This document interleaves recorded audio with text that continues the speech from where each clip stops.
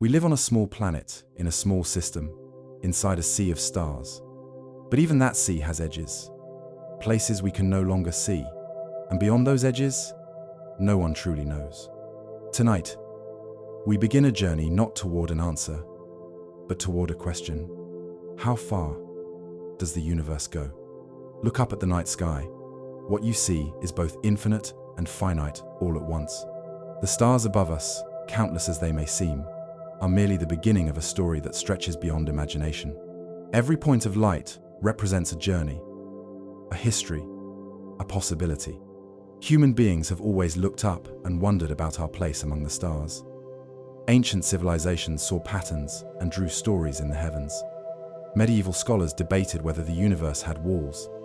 And today, with our most powerful telescopes and mathematical models, we still stand at the shoreline of a cosmic ocean, peering into the distance, unable to see its far shores, if they exist at all.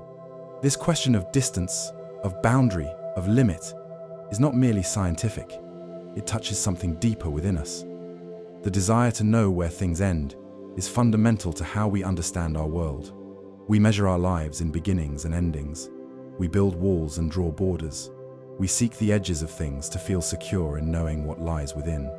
But the universe challenges these comfortable notions. It presents us with distances so vast that light itself, the fastest thing we know, takes billions of years to cross them.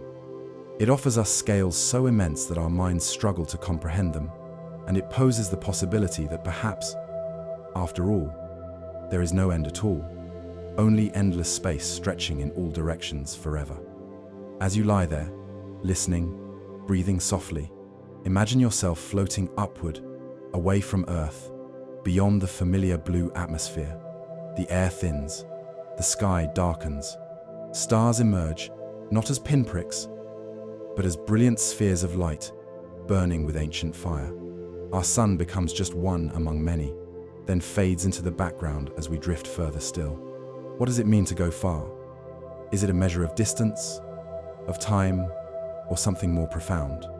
The light from the nearest star beyond our sun, Proxima Centauri, takes 4 years to reach us.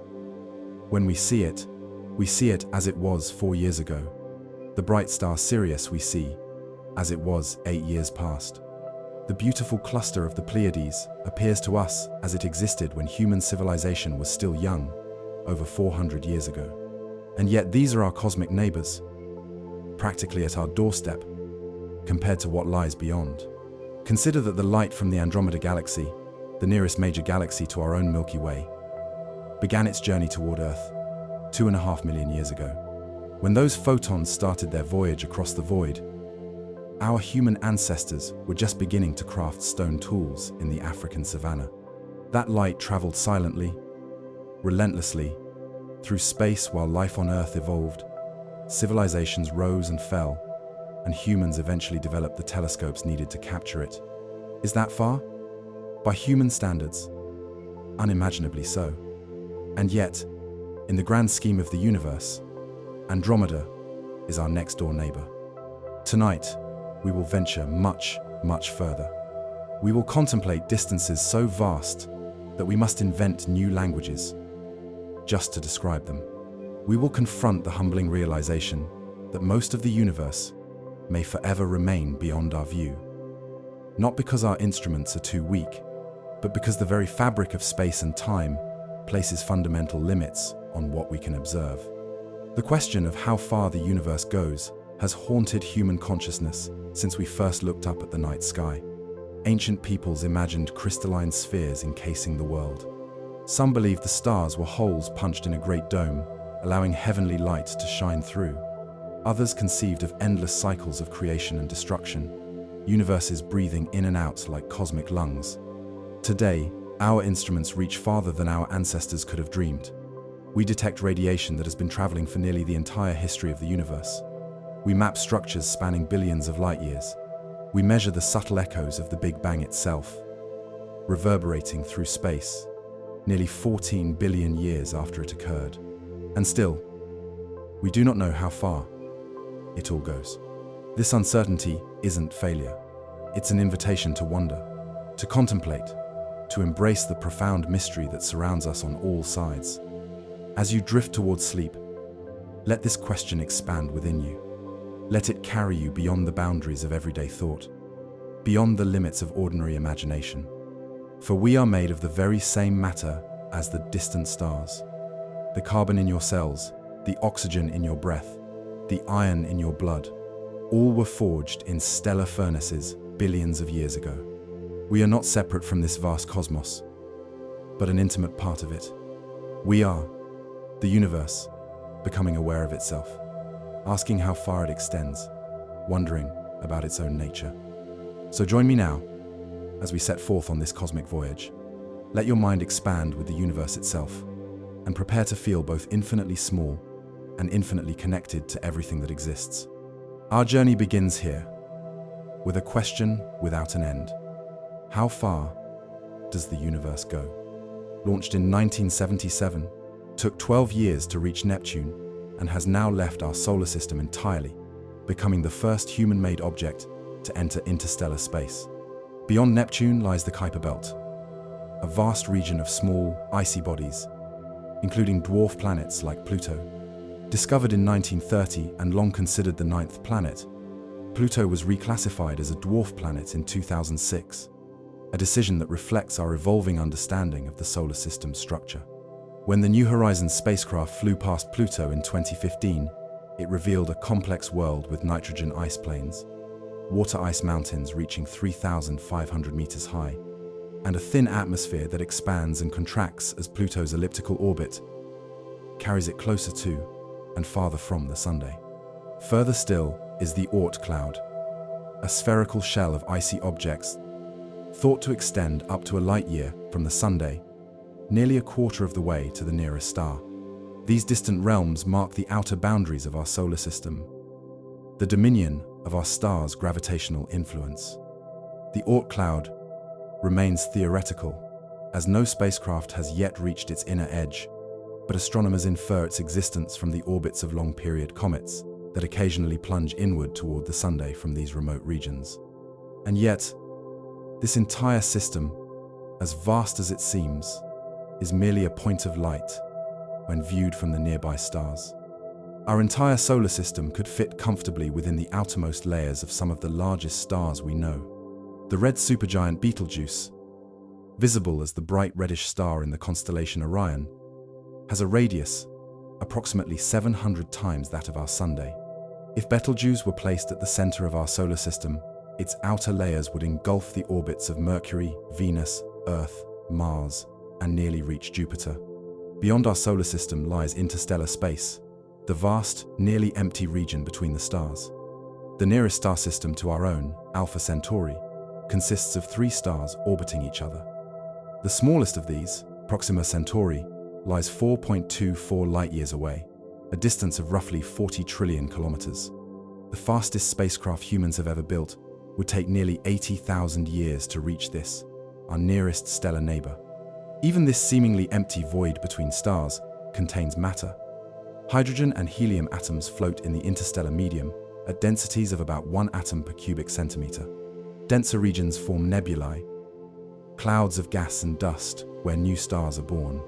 The beautiful Orion Nebula, visible even to the naked eye as a fuzzy patch in Orion's sword, spans 24 light-years and contains enough material to form 2,000 stars the mass of our Sunday.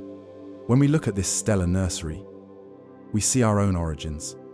For our Sunday and planets formed from just such a cloud, some 4.6 billion years ago.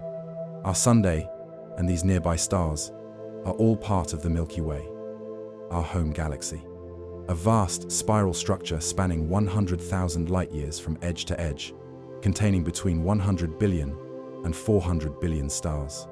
If the entire Milky Way were scaled down to the size of North America, our solar system would be smaller than a grain of sand. Within this galaxy, stars are not distributed evenly. They cluster in the spiral arms that give our galaxy its distinctive pinwheel shape when viewed from above. Our Sunday sits in the Orion arm, about 26,000 light-years from the galactic center, where a supermassive black hole 4 million times more massive than our Sunday silently holds the entire structure together, with its gravitational pull. Light from the center of our galaxy takes 26,000 years to reach us.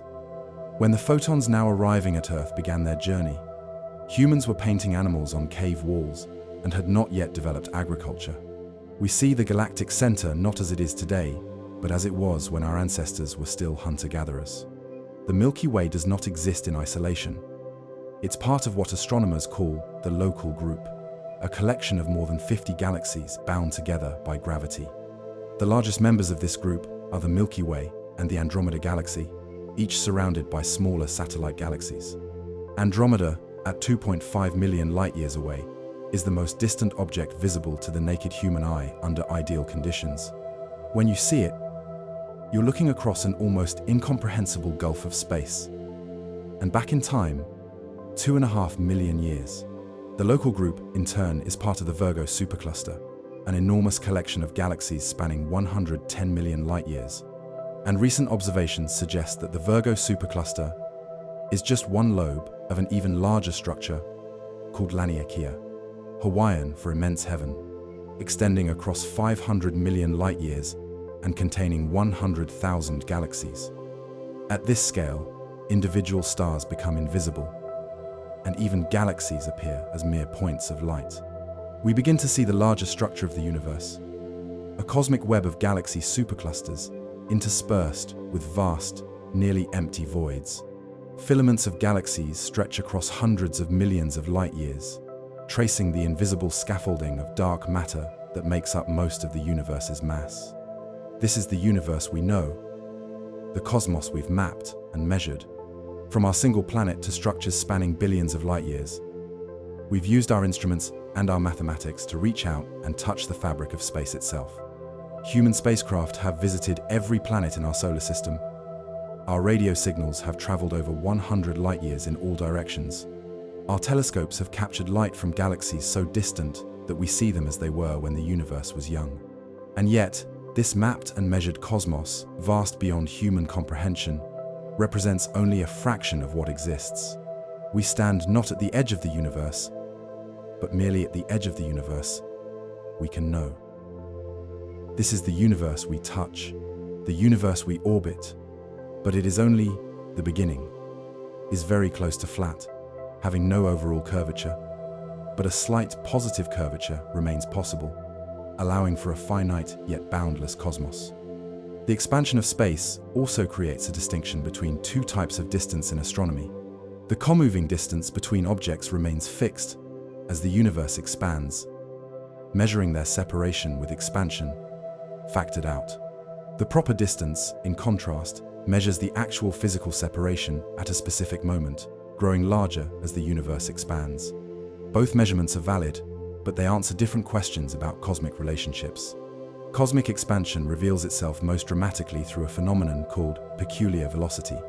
While the overall pattern of the universe shows galaxies receding from us in accordance with Hubble's law, individual galaxies also have their own random motions through space, independent of expansion. Nearby galaxies might actually be moving toward us through space, even while expansion carries them away. The Andromeda Galaxy, for instance, is moving toward the Milky Way at about 120 kilometers per second, overcoming expansion's effect at our relatively small separation. This creates a cosmic tug-of-war between expansion and gravity. When galaxies lie sufficiently close together, their mutual gravitational attraction can overcome expansion, drawing them toward collision and eventual merger. The Milky Way and Andromeda will likely collide in about 4.5 billion years, eventually forming a single, larger elliptical galaxy astronomers have preemptively named Milkomeda. Such mergers represent islands of convergence in an otherwise diverging cosmos. While the universe as a whole expands ever faster, these local regions defy the trend, creating pockets where gravity temporarily wins against the cosmic tide. Yet even these victories are limited in scope. No force can overcome the accelerating expansion on the largest scales, where dark energy's influence dominates all other interactions. The expansion of space affects not just matter, but the entire electromagnetic spectrum. Radio signals sent between distant points undergo the same redshift as light from faraway galaxies. This creates profound implications for hypothetical interstellar communication. A message transmitted at a specific frequency would arrive at a much lower frequency if sent across cosmic distances, requiring receivers attuned to this redshifted signal. For potential civilizations attempting to communicate across the expanding universe, this redshift creates an ever-worsening situation.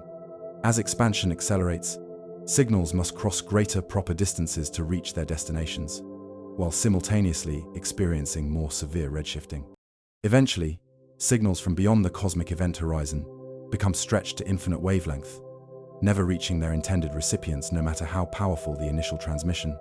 The discovery of cosmic expansion emerged from careful observation of celestial objects called Cepheid variables, stars that pulse with a regular rhythm correlating precisely with their true brightness.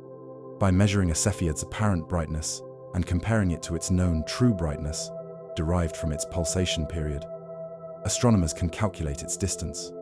Edwin Hubble used this technique to prove that spiral nebulae were actually distant galaxies far beyond our Milky Way, expanding the known universe's size by many orders of magnitude.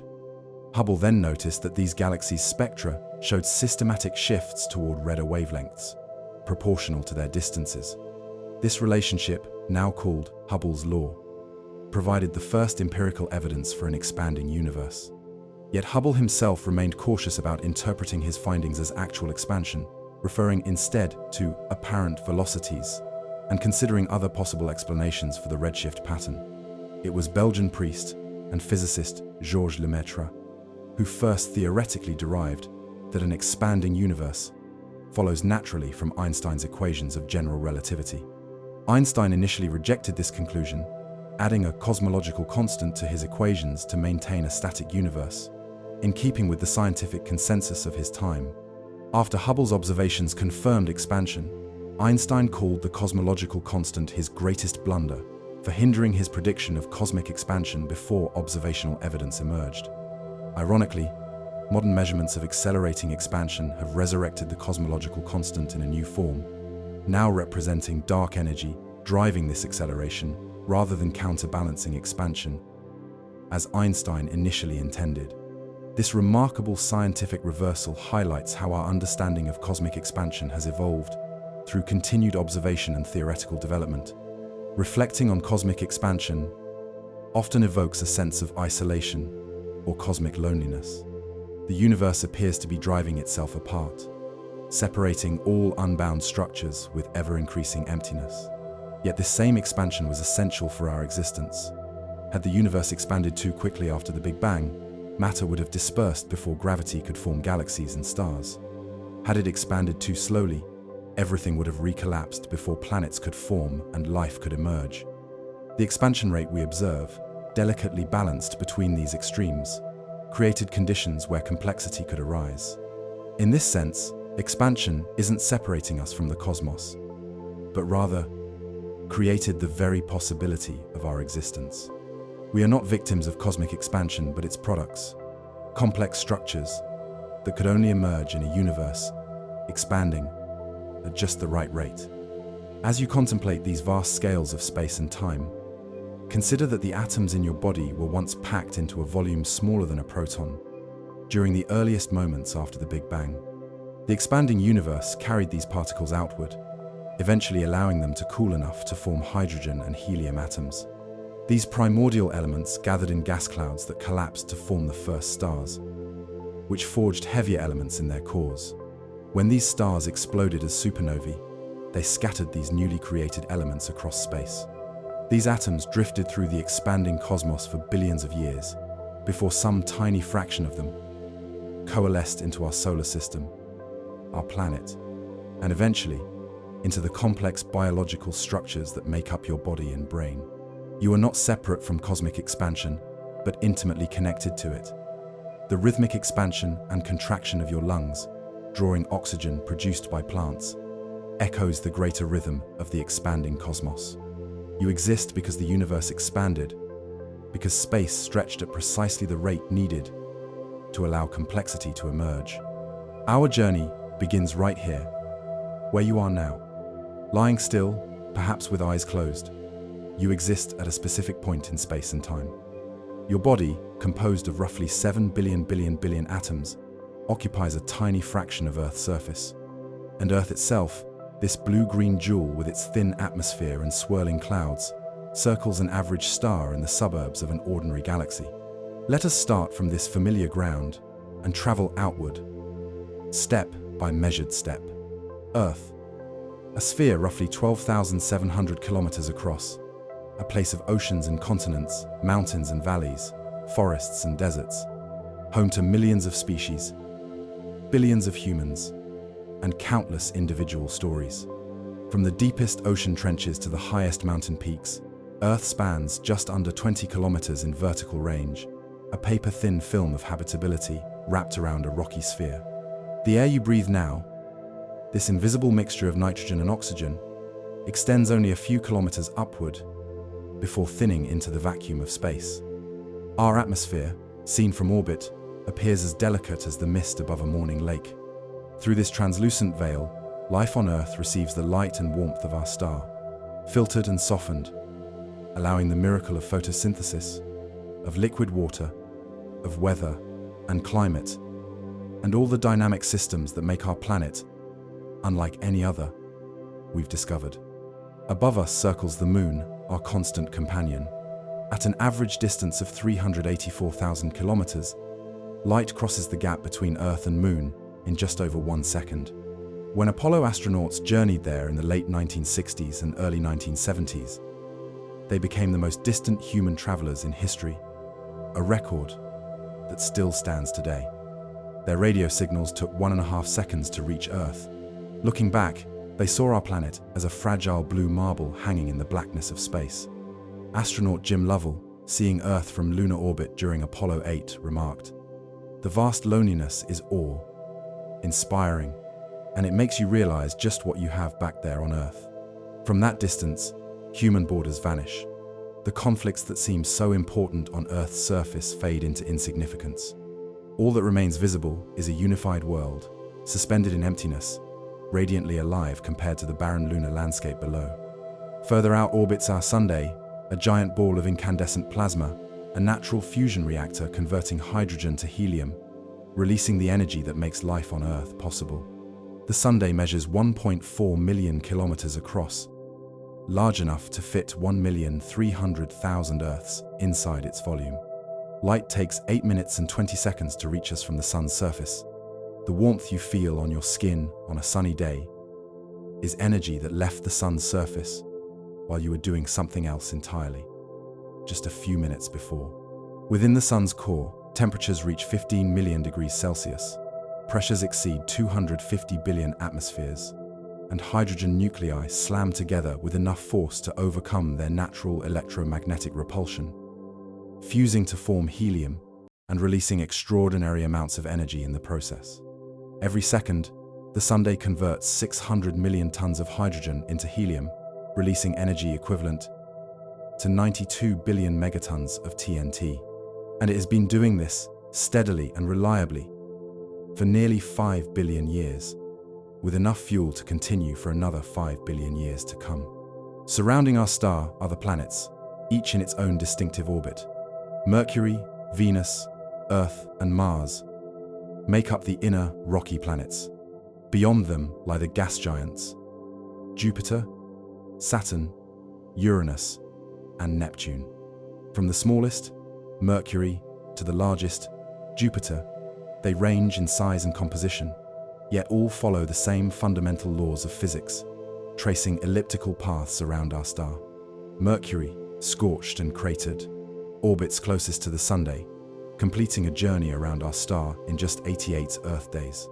Its surface temperatures swing wildly from 430 degrees Celsius in direct sunlight to negative 180 degrees Celsius in the darkness, a world of extremes with no atmosphere to moderate these transitions. Venus, Earth's closest planetary neighbor, remains shrouded in dense clouds of carbon dioxide, trapping heat in a runaway greenhouse effect that maintains surface temperatures around 465 degrees Celsius, hot enough to melt lead.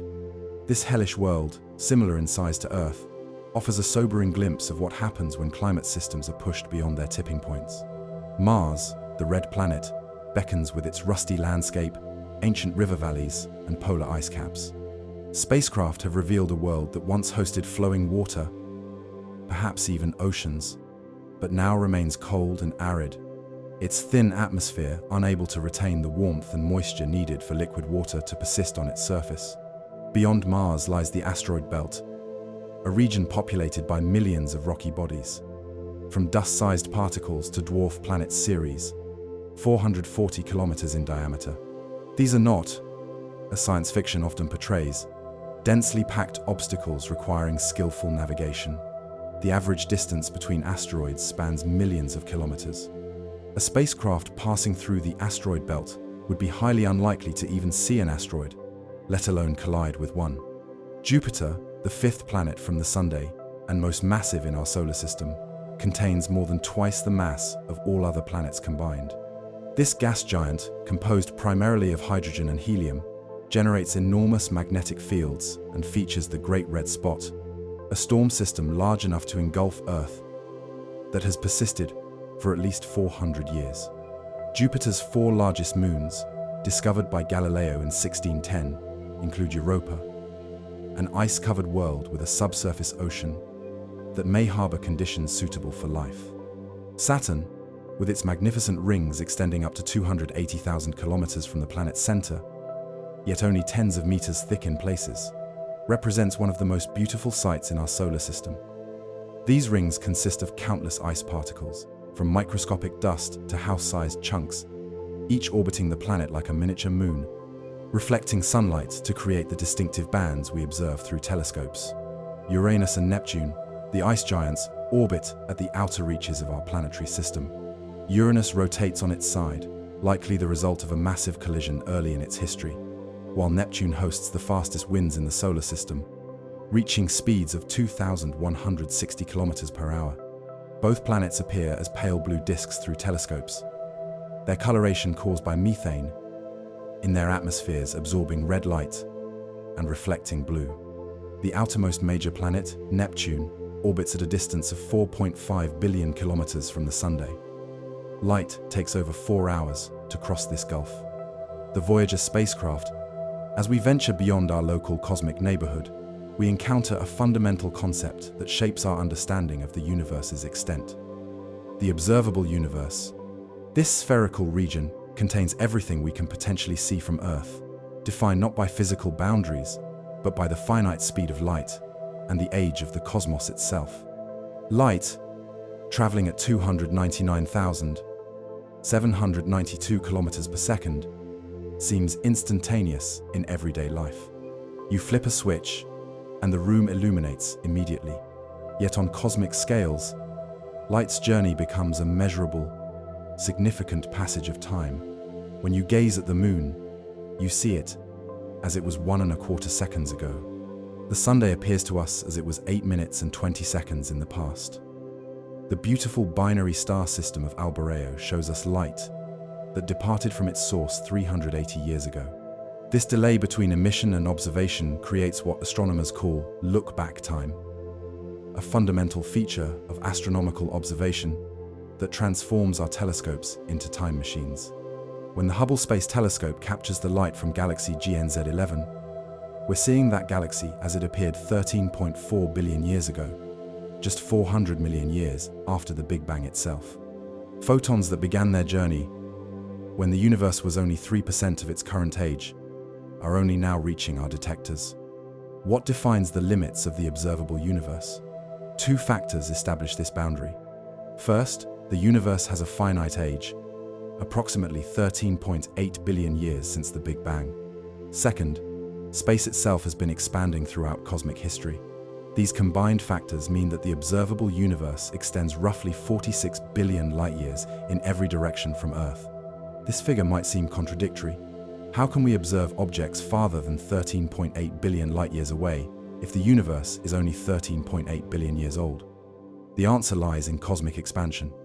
The most distant objects we observe emitted their light 13.8 billion years ago. But during the billions of years that light traveled toward us, space itself expanded, carrying those objects much farther away. It's like trying to swim upstream in an increasingly swift river. the starting point moves away faster than you can make progress toward it. Picture the observable universe as a sphere with Earth at its center. This isn't because Earth occupies a special position in the cosmos.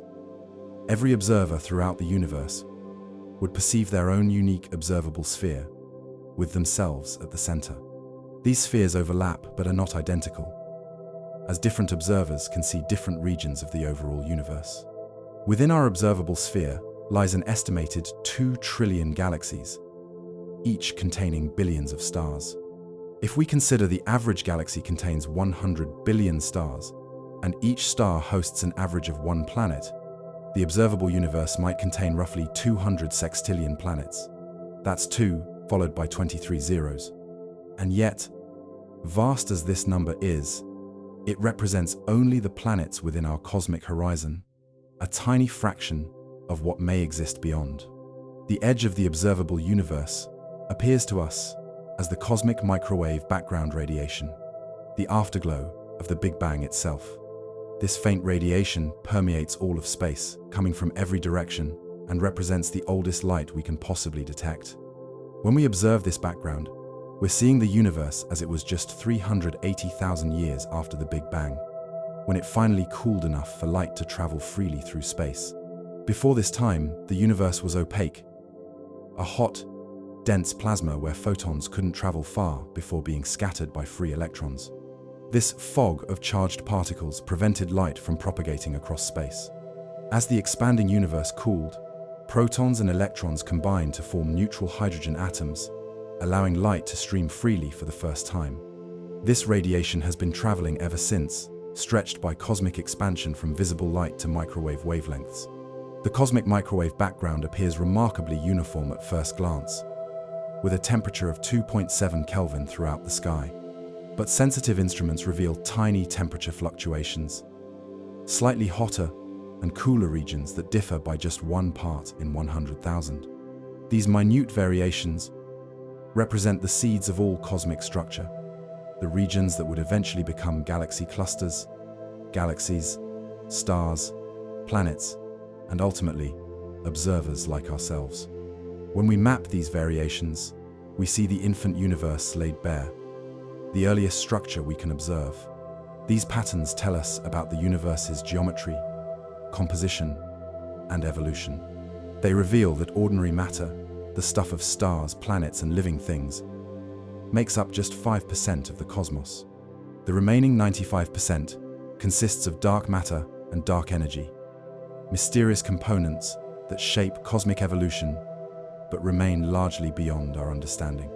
The observable universe represents an almost inconceivable volume of space, about 370 sextillion cubic light-years.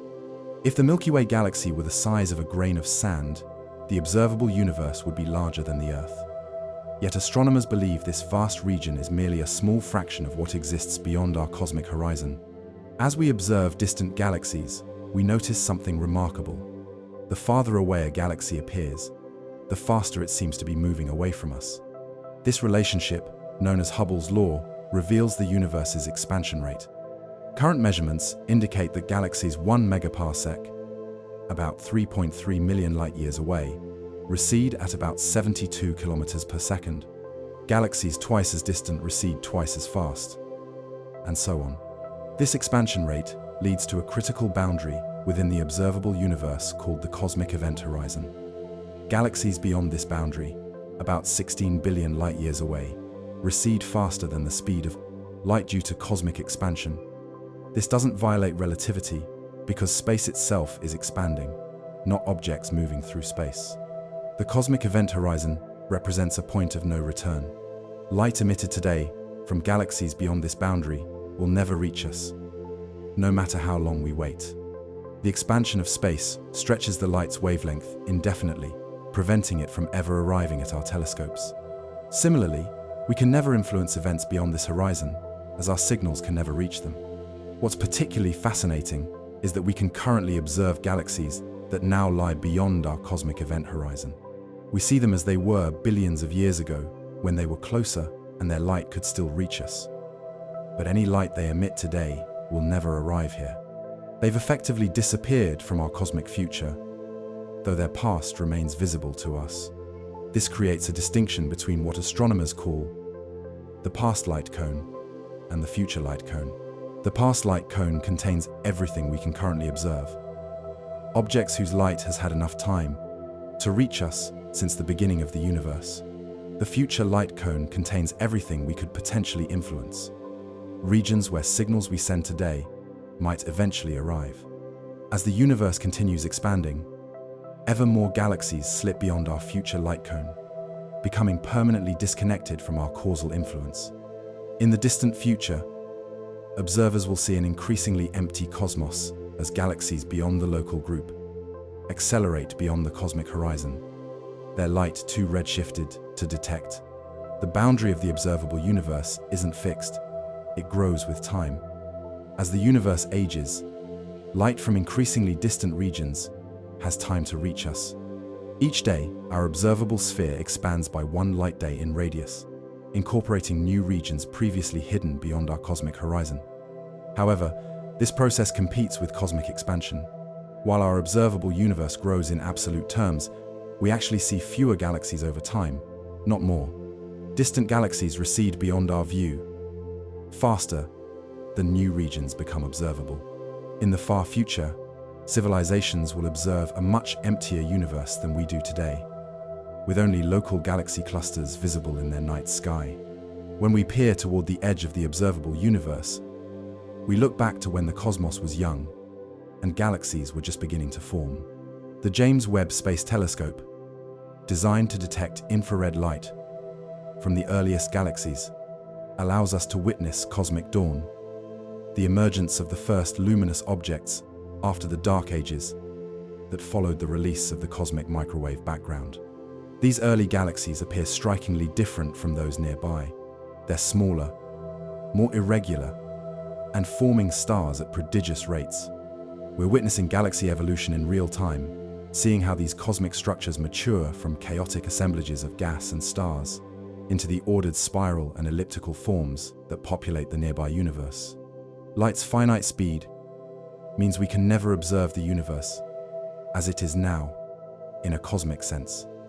The stars we see tonight exist in different cosmic epochs. Proxima Centauri appears as it was 4 years ago, while the distant quasar 3C 273 shows us light from 2.4 billion years in the past. The observable universe is less a place than a timeline, a nested series of cosmic epochs visible simultaneously from our unique vantage point. Perhaps the most profound implication of the observable universe concept is the existence of a cosmic horizon fundamentally limiting what we can know. Regions beyond this horizon may be influenced by entirely different physical processes, contain different forms of matter, or even operate according to different physical laws. We can never observe these regions directly, nor can we send information to them. The observable universe thus represents both the extent of our cosmic knowledge and its inherent limitation. It encompasses a volume so vast that the human mind struggles to comprehend it, containing more stars than grains of sand on all Earth's beaches. Yet it constitutes only a fraction of what may exist beyond our ability to observe. We see far, but not forever. Beyond the edge of light, the cosmos continues. The truly remarkable aspect of our observable universe is that it represents a unique perspective, centered on Earth purely because that's where we happen to be. An observer on a planet orbiting a star in the Andromeda Galaxy would have their own observable universe, a sphere 46 billion light-years in radius, centered on their location.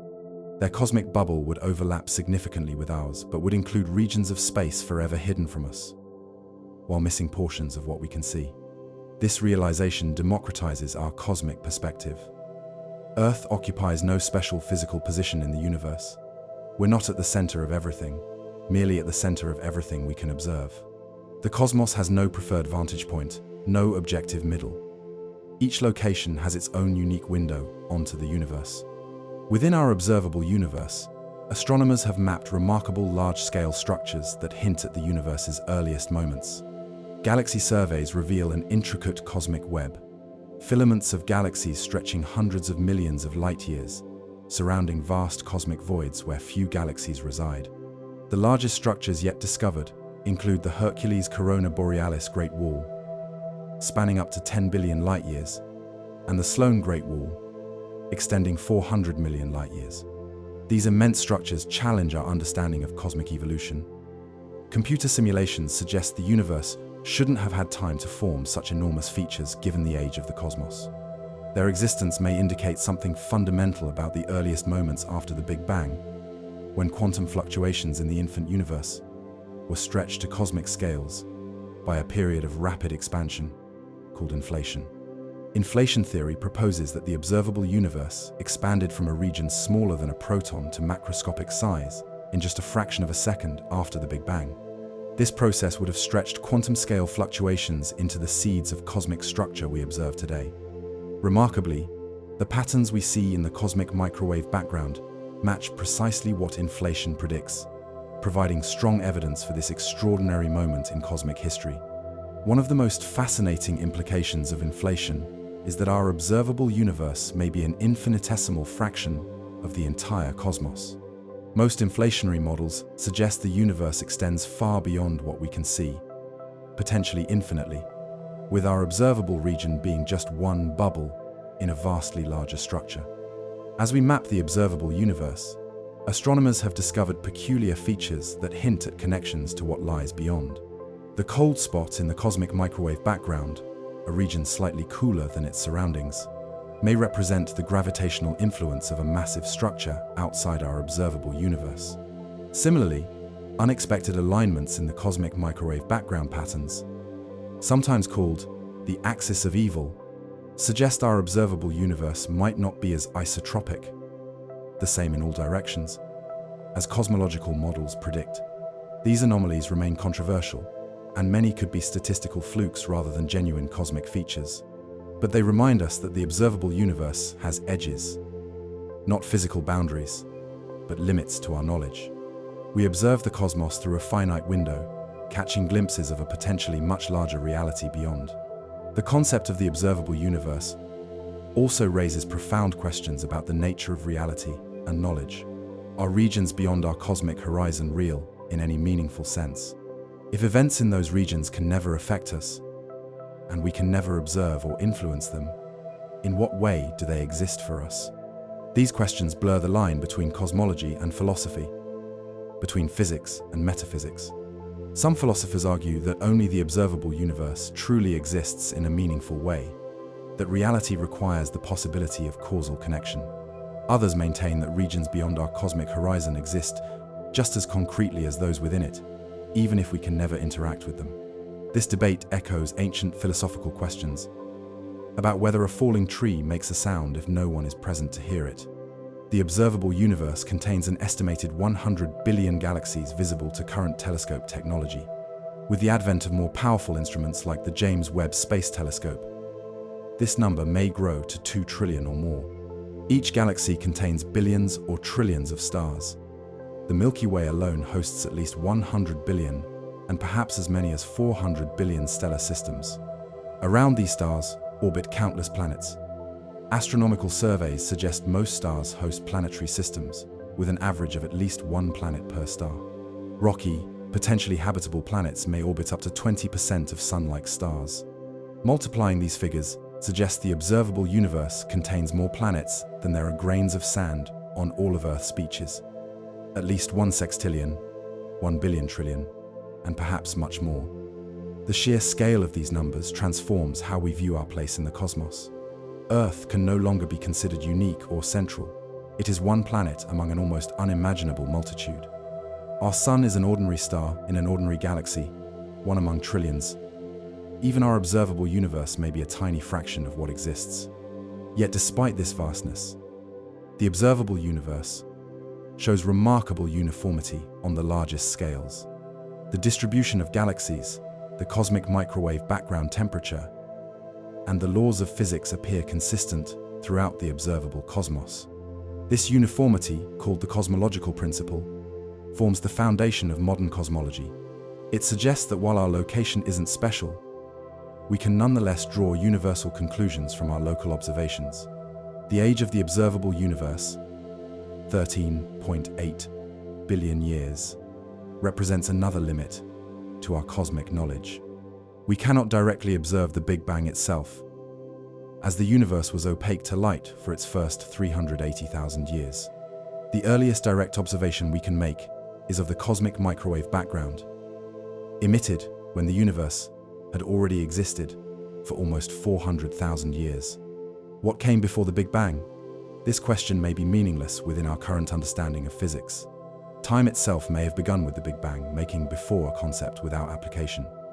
Alternatively, our universe might be one phase in a larger cosmic cycle, or one universe among many in a vast multiverse. But these possibilities lie beyond our observable horizon, beyond what we can directly test or observe. The observable universe represents not just the limit of what we can see, but in many ways the limit of empirical science itself. Beyond the cosmic microwave background, we must rely on theoretical extrapolation and indirect evidence.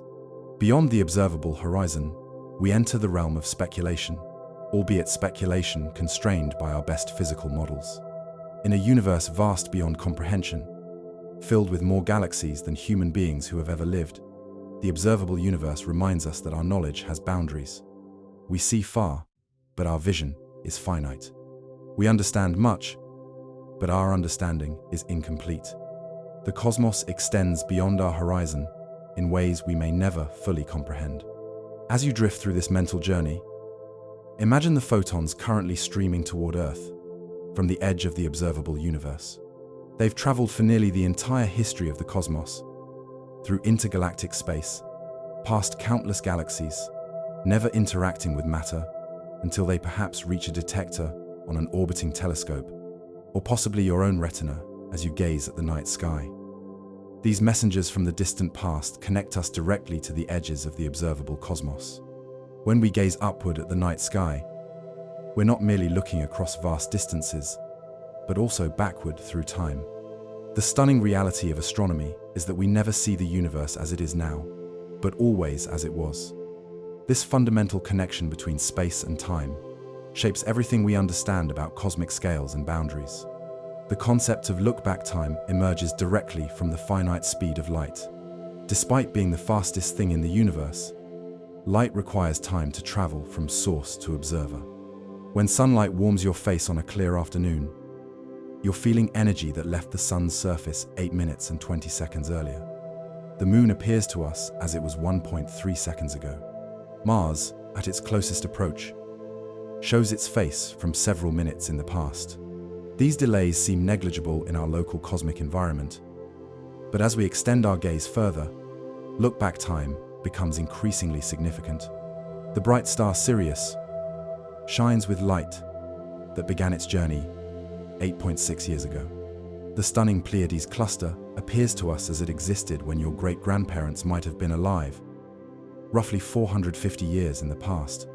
The majestic Andromeda galaxy, visible to the naked eye under dark skies, presents itself as it was 2.5 million years ago, when our human ancestors were still developing stone tools.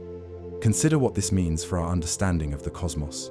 When astronomers observe the spectacular Crab Nebula, the expanding cloud of gas and dust from a supernova explosion, they're seeing the aftermath of an event that actually occurred in the year 1054 CE, nearly 1,000 years ago. Medieval Chinese astronomers recorded this guest star appearing suddenly in the sky, visible even during daylight for several weeks, before gradually fading from view. Today's telescopes reveal the complex, still expanding shock waves from that ancient stellar cataclysm.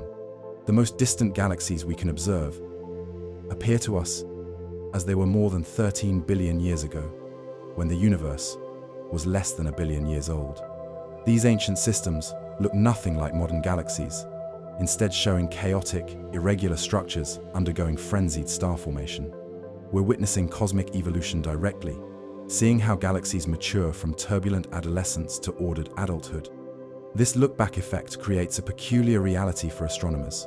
The universe we observe is a temporal patchwork, with nearby objects seen in more recent states than distant ones. It's as if we're simultaneously viewing Earth's ecosystems from the present day, medieval Europe, the dinosaur era, and the earliest multicellular organisms, all merged into a single panorama. Imagine you could instantly teleport to the Andromeda Galaxy, roughly 2.5 million light-years away. Upon arrival, you would see the Milky Way as it appeared 2.5 million years ago.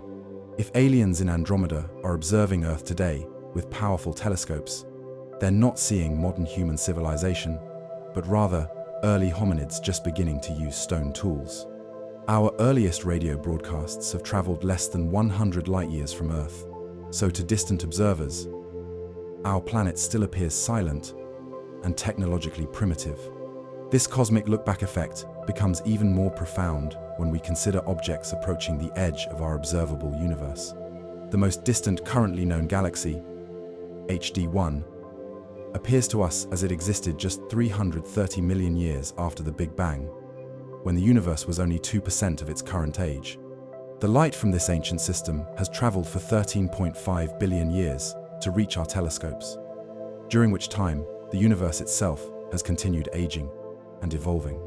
A critical implication of look-back time is that some of what we observe no longer exists in the form we see it.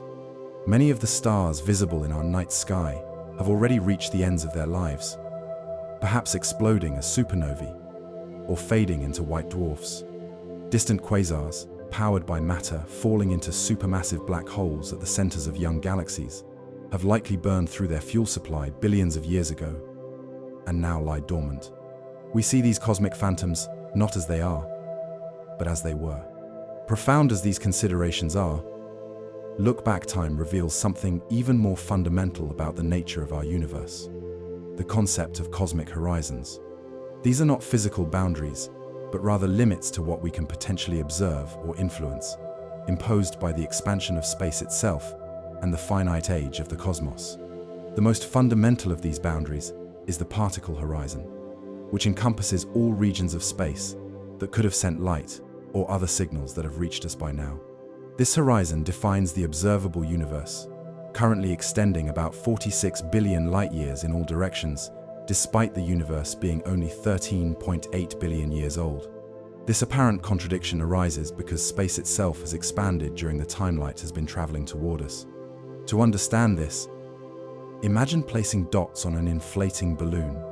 As the balloon expands, the dots move away from each other, not because they're traveling across the balloon's surface, but because the surface itself is stretching. Similarly, distant galaxies aren't racing through space away from us. Rather, the intervening space is expanding, carrying them along. This expansion means that objects whose light has taken billions of years to reach us are now much farther away than they were when they emitted that light. Another critical boundary is the cosmic event horizon, which separates regions we can potentially communicate with from those forever beyond our reach. Due to accelerating cosmic expansion, galaxies beyond a certain distance are receding faster than light can travel toward us through expanding space. Any signal we send today will never reach these regions, no matter how long we wait. Similarly, any light they emit now will never reach us, even if we wait eternally. This cosmic event horizon currently lies about 16 billion light-years away. Galaxies beyond this distance that we currently observe are visible only because their light was emitted long ago when they were closer to us. Any light they emit today will never reach Earth, stretched infinitely by the intervening, expanding space. These galaxies have, in a sense, disappeared from our future, though their past remains visible to us now. As the universe continues its accelerated expansion, driven by the mysterious force called dark energy, more and more galaxies will slip beyond this event horizon. In the distant future, observers on Earth would see an increasingly empty universe, with only our local group of gravitationally bound galaxies remaining visible. All other structures would have accelerated beyond our ability to detect or communicate with them. Perhaps the most profound implication of look-back time and cosmic horizons is that we'll never observe the universe as it is now in any absolute sense. The concept of universal simultaneity, of a cosmic present moment shared by all observers, doesn't exist in our relativistic universe. What constitutes now depends entirely on the observer's location and motion. For a hypothetical supercivilization, with perfect telescopes positioned at the center of the Virgo cluster, 65 million light-years away, Earth would appear as it was during the time of the dinosaurs, before the asteroid impact that led to their extinction. Meanwhile, from Earth, we see that same civilization's home as it was 65 million years ago. Neither perspective is more correct or current than the other. Each represents a valid slice of the four-dimensional space-time that constitutes our universe. This relativistic view of time creates a curious asymmetry in cosmic causality. Events at the edge of our observable universe can affect us, but we can never affect them. By the time our response could reach those distant regions, they will have long since moved beyond our event horizon due to cosmic expansion. We observe them, but we cannot communicate with them, creating a one-way relationship across vast cosmic distances. Look-back time also affects how we understand cosmic evolution. When astronomers observe different epochs in the universe's history, they're not looking at the same structures evolving over time, but at different structures at various stages of development. It's akin to studying human development by observing different individuals of various ages, rather than watching a single person grow from infancy to adulthood. Despite these limitations, astronomers have reconstructed the universe's history with remarkable precision. By observing galaxies at different distances, corresponding to different look-back times, they've pieced together a coherent narrative of cosmic evolution, from the first galaxies through to modern structures. It's as if they've assembled a cosmic film reel from billions of individual frames, each captured at a different moment and location in the universe's vast history. When Edwin Hubble peered through the 100-inch Hooker telescope at Mount Wilson Observatory in the late 1920s, he made an observation that would forever transform our understanding of the cosmos. By measuring the light from distant galaxies, he discovered something unexpected. The farther away a galaxy appeared, the faster it seemed to be moving away from us. This simple relationship, now known as Hubble's law, revealed a profound truth about our universe. It isn't static or unchanging, but dynamic and expanding. This expansion is fundamentally different from ordinary motion through space. When a car drives down a road or a rocket launches toward the moon, they move through existing space from one location to another. Cosmic expansion, however, is the stretching of space itself. Galaxies aren't racing away from each other through static space. Rather, the space between them is literally growing, carrying them along like raisins in an expanding loaf of bread. To grasp this subtle yet crucial distinction, imagine drawing dots on a deflated balloon. As you inflate the balloon, the dots move apart, not because they're traveling across the balloon's surface, but because that surface itself is stretching. Each dot sees all other dots moving away, with more distant dots receding faster, precisely the pattern Hubble observed in the cosmos. This balloon analogy helps us understand a key feature of cosmic expansion. It has no center. When a balloon inflates, no point on its surface serves as the expansion's origin. Every dot sees all others moving away from it, making each dot appear to be at the center of the expansion from its own perspective. Similarly, the universe has no central point from which expansion originates. Space expands everywhere simultaneously, giving every observer the impression that they occupy a special position, when in fact, no such position exists. The rate of this expansion is described by the Hubble constant, currently measured at about 70 kilometers per second per megaparsec. This means that for every megaparsec, roughly 3.26 million light-years of distance, galaxies appear to recede an additional 70 kilometers per second faster. A galaxy 10 megaparsecs away recedes at 700 kilometers per second, while one at 100 megaparsecs distances itself at 7,000 kilometers per second. As we look at extremely distant galaxies, billions of light-years away, their recession velocities approach and even exceed the speed of light. This doesn't violate Einstein's cosmic speed limit, because the galaxies aren't moving through space faster than light. Rather, the intervening space expands so rapidly that the total separation rate exceeds light speed. It's like two people standing on opposite ends of a rapidly stretching rubber sheet. They might remain stationary relative to their local region of the sheet, while still being carried apart faster than they could possibly run toward each other. The most compelling evidence for cosmic expansion comes from redshift. When a light source moves away from an observer, the wavelengths of its light stretch, shifting toward the red end of the spectrum, similar to how an ambulance siren drops in pitch as it speeds away. The greater the redshift, the faster the recession. Astronomers have measured redshifts for millions of galaxies, consistently finding that more distant galaxies exhibit greater redshift, precisely as Hubble's law predicts. But cosmic expansion has an even more profound implication. If the universe is expanding today, then it must have been smaller in the past. Following this logic backwards leads inevitably to a time when all matter and energy were compressed into an incredibly hot, dense state. This realization gave birth to the Big Bang Theory, now the cornerstone of modern cosmology. The expansion we observe today is the continuing aftermath of that primordial event. The universe isn't expanding into anything, as there is no outside for it to expand into. Rather, space itself stretches, carrying galaxies along like passengers on a cosmic tide. This expansion affects the very largest scales of the universe, while gravity holds together structures like galaxies, stars, planets, and even our own bodies against this cosmic stretching.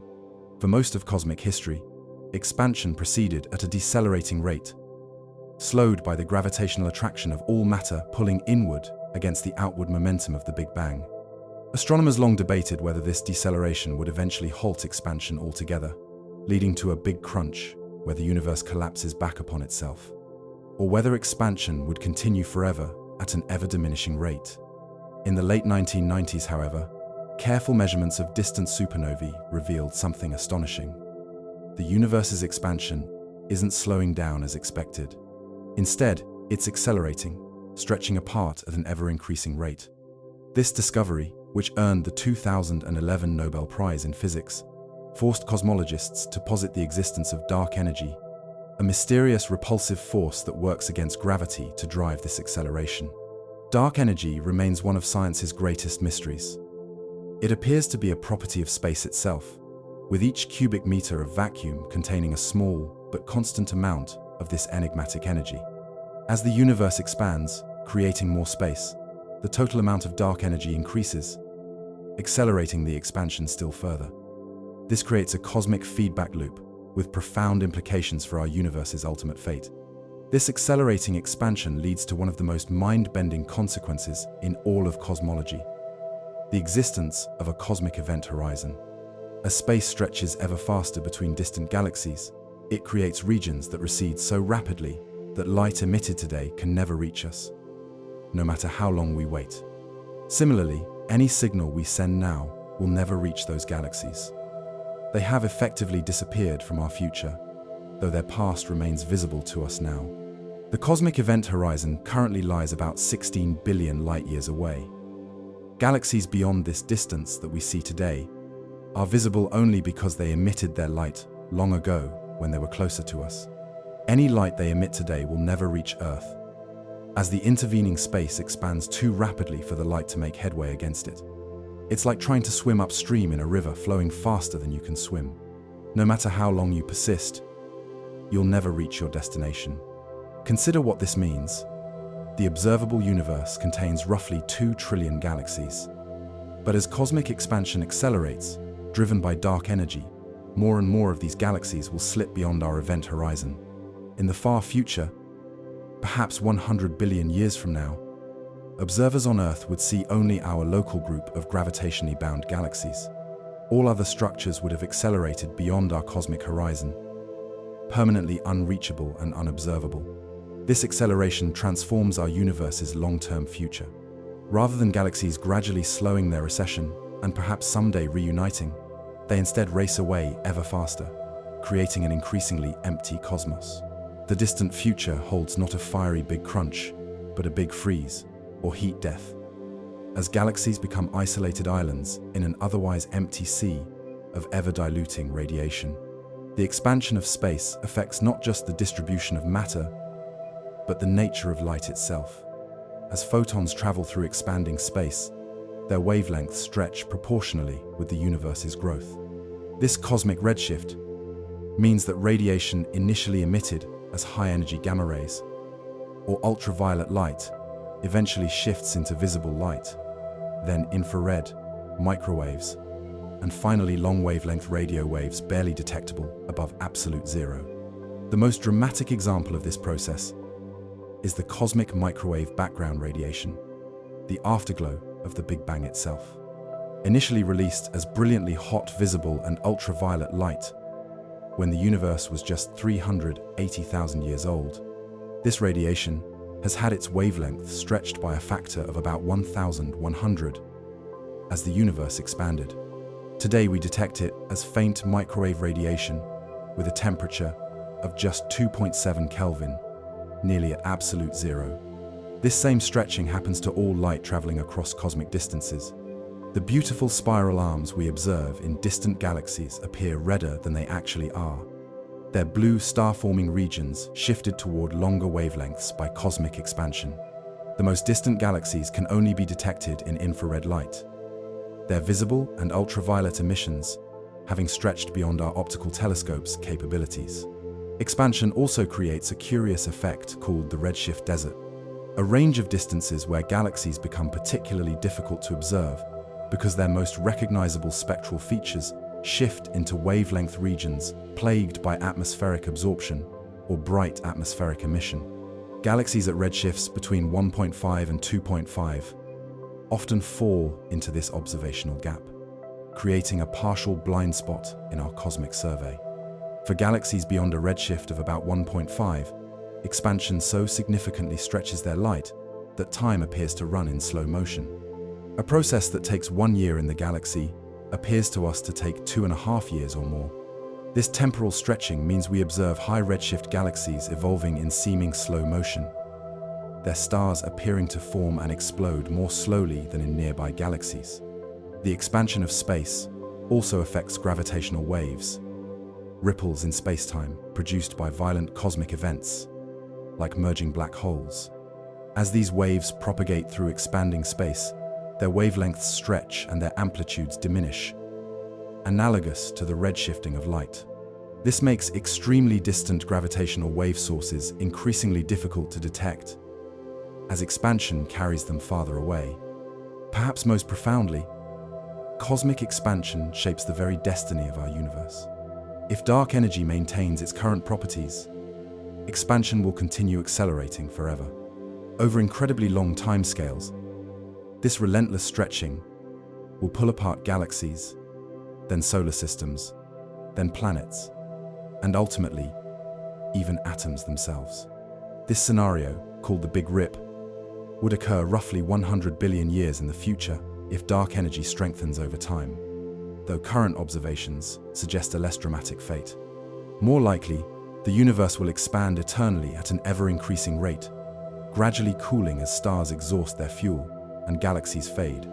Black holes will slowly evaporate through Hawking radiation over unimaginably long timescales of 10 to the power of 100 years or more. Eventually, even protons may decay, leaving only a diffuse soup of fundamental particles separated by vast distances, eternally drifting apart in the cosmic darkness. Alternative scenarios exist if dark energy behaves differently than we currently observe. If its strength diminishes over time, expansion could eventually slow and reverse, leading to a big crunch where all matter reconverges in a cosmic finale mirroring the Big Bang. Or dark energy might trigger a big bounce, where contraction eventually reverses into a new expansion, creating cycles of cosmic birth and death, continuing indefinitely. Our current measurements favor eternal expansion, but dark energy remains poorly understood. Its fundamental nature, whether a cosmological constant as Einstein first proposed, a dynamic field that changes over time, or something more exotic entirely, remains one of physics' greatest open questions. The universe's ultimate fate hinges on properties we have only begun to measure. The expansion of space creates a fundamental limit to knowledge. Regions beyond our cosmic event horizon remain forever inaccessible to observation or influence. Science fiction dreams of intergalactic travel or communication must contend with a universe where most galaxies are not merely very far away, but literally unreachable, receding faster than light through expanding space. This accelerating expansion represents a cosmic countdown.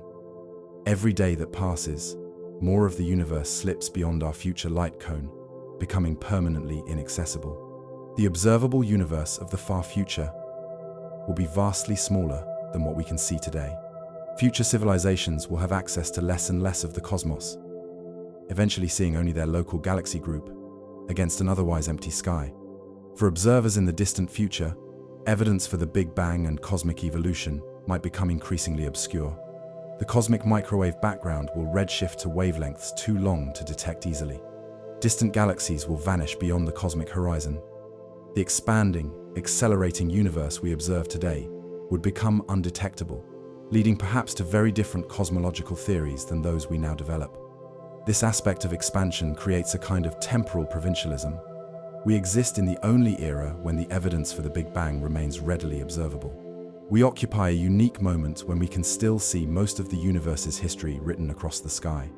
Future observers, even with far more advanced technology, will have access to fundamentally less information about cosmic origins than we do today. The discovery of cosmic expansion fundamentally changed humanity's view of the universe. From ancient conceptions of an eternal, unchanging cosmos, we now understand we inhabit a dynamic, evolving system with a definite beginning and a trajectory toward a far different future. The universe has a history and a destiny, shaped by the inexorable stretching of space itself. This expansion tells a profound story about our cosmic context. We exist in a universe that began incredibly hot and dense, that cooled and expanded to form stars and galaxies, and that continues stretching apart at an accelerating rate. We occupy a brief window when complex structures like galaxies, stars, and planets can exist, before the relentless expansion drives the cosmos toward an ever more diffuse and frigid future. This expansion of space creates several counterintuitive features that challenge our everyday understanding of the universe. One of the most profound is that the age of the universe, approximately 13.8 billion years, doesn't match the radius of the observable universe, which extends roughly 46 billion light-years in all directions. This apparent contradiction emerges because space itself has been stretching while light travels through it. Imagine a photon emitted by a distant galaxy shortly after the Big Bang. As this light particle journeys toward Earth, the space it travels through continuously expands. The galaxy that emitted the photon isn't simply moving away through static space. Rather, new space is constantly being created between the galaxy and the photon. By the time the light reaches our telescopes, the galaxy has been carried much farther away by cosmic expansion than the simple calculation of age multiplied by the speed of light would suggest. This expansion affects different scales of the cosmos in different ways. On the largest scales, spanning hundreds of millions or billions of light-years, expansion dominates. Galaxy clusters drift apart as the universe stretches. At intermediate scales, gravity can overcome expansion, binding groups of galaxies together against the cosmic tide. Our local group, containing the Milky Way, Andromeda, and dozens of smaller galaxies, remains gravitationally bound despite expansion.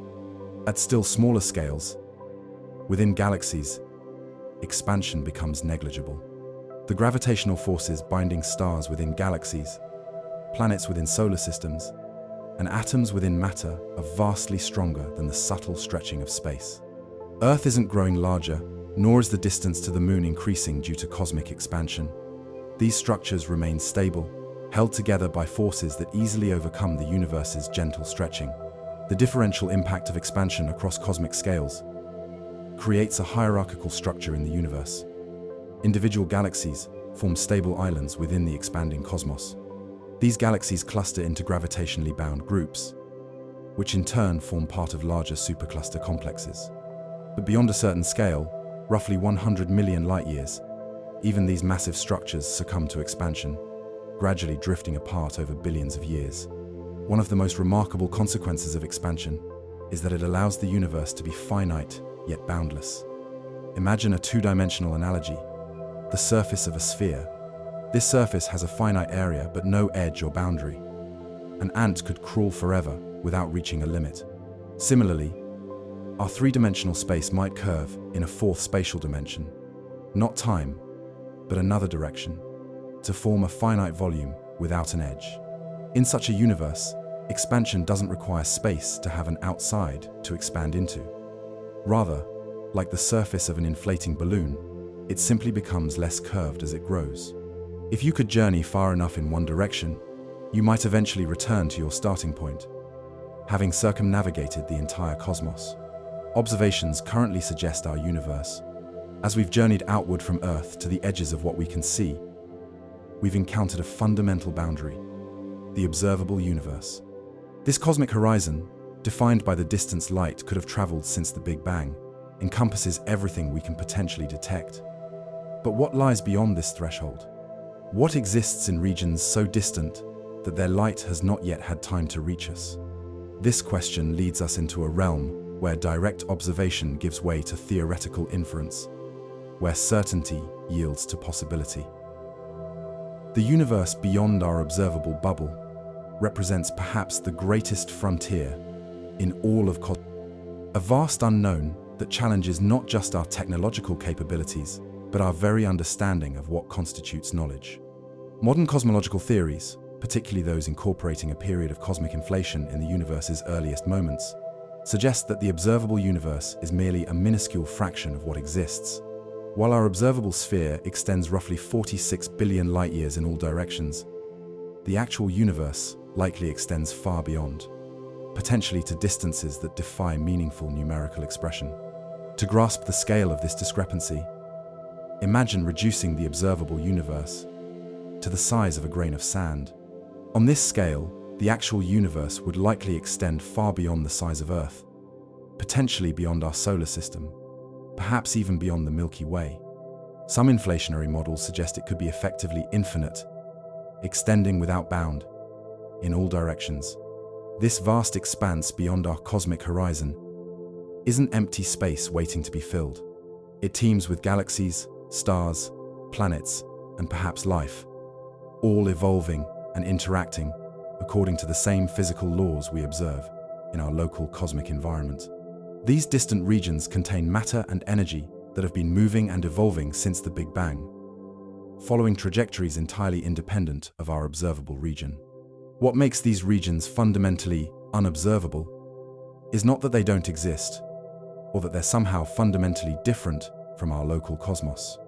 Rather, they remain beyond our detection because the finite age of the universe has given light insufficient time to travel from there to here.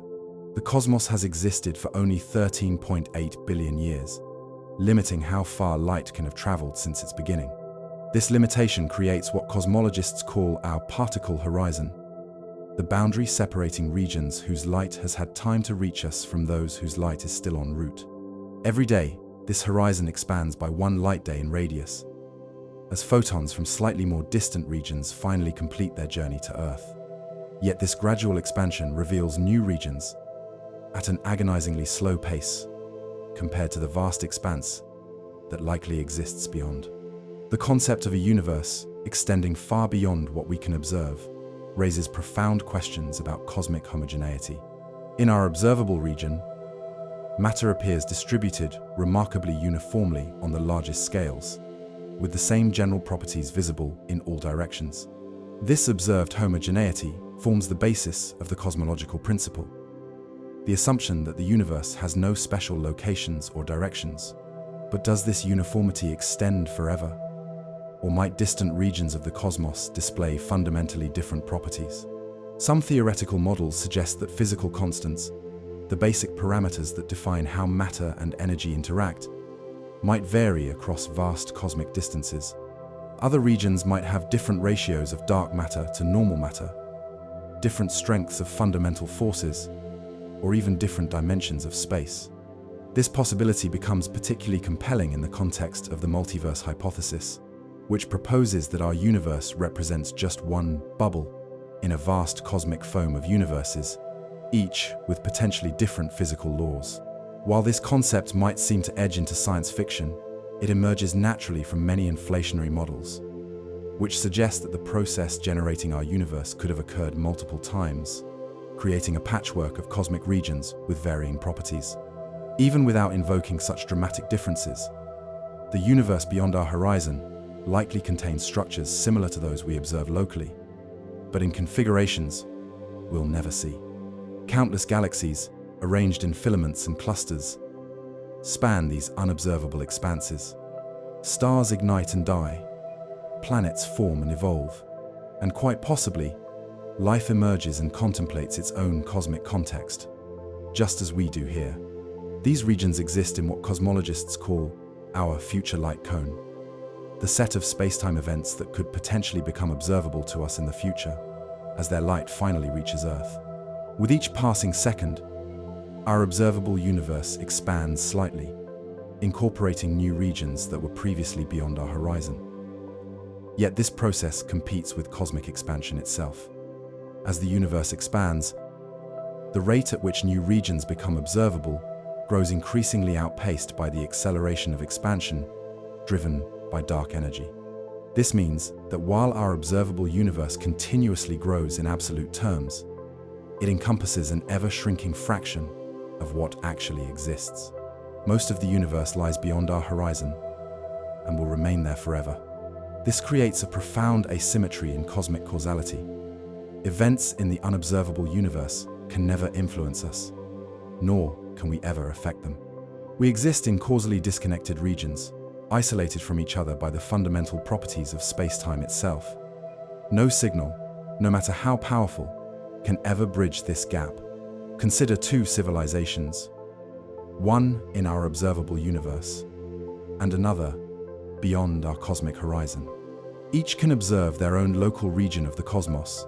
Each develops theories about the universe's nature and extent, but neither can ever detect or communicate with the other. They exist in the same physical universe, yet remain forever unknown to each other, separated not by mere distance, but by the fundamental structure of space-time itself.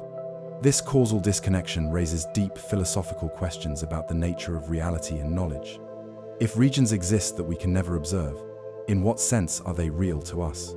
Does something exist in a meaningful way if it can never interact with us, even in principle? These questions blur the boundary between physics and metaphysics, challenging our understanding of what constitutes reality itself. Some philosophers and physicists adopt a perspective influenced by logical positivism, arguing that only observable phenomena should be considered scientifically meaningful. From this view, regions beyond our cosmic horizon might be considered speculative rather than real. Others maintain that these unobservable regions exist just as concretely as what we can see, even if we can never directly detect them. What makes this philosophical question particularly challenging is that unlike many speculative concepts, the universe beyond our observable horizon follows naturally from well-established physical principles. It isn't a hypothetical construct, but a direct consequence of applying known physics to cosmic scales. The standard model of cosmology, supported by extensive observational evidence, firmly implies that space extends far beyond what we can see. The cosmic microwave background radiation, the large-scale distribution of galaxies, and the observed flat geometry of space all point toward a universe that extends well beyond our observable bubble. Inflation theory, which elegantly explains several otherwise puzzling features of our cosmos, suggests an even more dramatic disparity between what we can see and what exists. Most inflationary models predict that our observable universe constitutes an infinitesimally small fraction of the actual cosmos, perhaps 1 part in 10 to the power of 10 to the power of 100 or more, a number so vast it defies meaningful comprehension. This expansion factor emerges from inflation's basic mechanism. During inflation, the universe expanded exponentially, doubling in size every tiny fraction of a second. This process, lasting perhaps just 10 to the power of negative 35 seconds, expanded quantum-scale fluctuations to cosmic scales, creating the seeds for all structure we observe today. But inflation likely didn't affect only the region that became our observable universe. Most models suggest it created a vastly larger expanse, potentially infinite in extent. This inflationary domain would contain countless regions like our observable universe, each evolving independently according to the same basic physical principles. Some versions of inflation theory, known as eternal inflation, propose that this process never ends completely. While inflation ceased in our local region, allowing galaxies and stars to form, it continues in distant domains, perpetually creating new expanding regions. In this scenario, the total cosmos grows endlessly, generating new pocket universes that themselves expand to cosmic scales. This concept of pocket universes, within a larger inflating background, presents a subtle distinction from what we've discussed so far. These wouldn't merely be regions too distant to observe, but might represent domains with slightly different physical properties, determined by how quantum fields settled into their lowest energy states after inflation. If this model accurately describes reality, our observable universe represents just one bubble among perhaps infinitely many, each with its own collection of galaxies, stars, and potentially life, separated from each other by still inflating space. These bubbles might occasionally collide, potentially leaving detectable imprints in the cosmic microwave background, though no conclusive evidence for such collisions has been found. The possible existence of these other domains connects to the anthropic principle and multiverse theory. If different regions of the greater cosmos have different physical constants, then observers would naturally find themselves in regions where those constants allow complex structures, including life, to exist. This could explain why our observable universe seems so precisely tuned for complexity, without requiring a purposeful design. However, these concepts remain controversial among cosmologists. Some consider multiverse theories unfalsifiable and thus outside the realm of proper science. Others argue that indirect evidence could potentially support these ideas, or that they represent the most natural extension of well-tested physical theories. Whether the universe beyond our observable bubble consists of essentially similar regions, or a varied landscape of different pocket universes, one aspect remains consistent. It contains vastly more matter, energy, and potential complexity than what we can observe. Consider the numbers involved. Our observable universe contains roughly 2 trillion galaxies, each with an average of 100 billion stars. If we conservatively estimate that the actual universe is just 1,000 times larger in radius than what we can observe, it would contain 1 billion times more galaxies than our observable region. And many cosmological models suggest a size discrepancy far greater than this conservative estimate. This unimaginable scale transforms how we understand our cosmic context. Not only is Earth not at the center of the universe, but our entire observable universe represents an infinitesimal fraction of what exists. We observe not the universe as a whole, but merely our local cosmic neighborhood, a tiny bubble in an incomprehensibly vast cosmic ocean. What might exist in these unobservable reaches? Likely, much the same as what we see here. Galaxies arranged in clusters and superclusters, forming the cosmic web of filaments and voids. Stars fusing hydrogen to helium, some surrounded by planets of rock, gas, or ice. But given the vastness of these regions, they almost certainly contain structures and phenomena beyond anything present in our observable domain. With more galaxies than there are grains of sand on all of Earth's beaches, the unobservable universe likely contains systems of extraordinary rarity, including perhaps civilizations of complexity and advancement far beyond our own. Intelligent species may have evolved in countless locations beyond our cosmic horizon, contemplating their own place in the cosmos, perhaps even speculating about beings like us in their unobservable regions. This vast, unobservable expanse also transforms our understanding of cosmic fine-tuning. Within our observable universe, certain physical constants appear precisely calibrated to allow complex structures to form.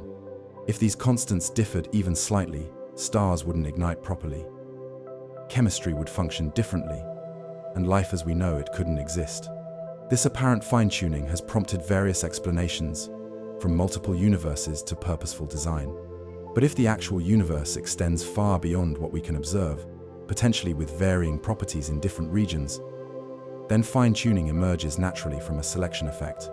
Observers necessarily find themselves in regions where the physical constants allow for their existence, regardless of how common or rare such regions might be in the greater cosmos. The concept of a vast or infinite universe beyond our observable bubble also transforms our understanding of probability and uniqueness.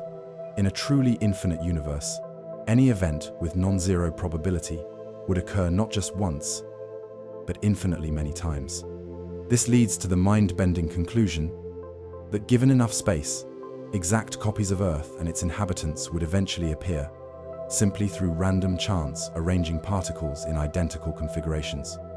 While such perfect duplicates would lie far beyond our observable horizon, their conceptual possibility challenges our notions of individuality and uniqueness on the grandest scale.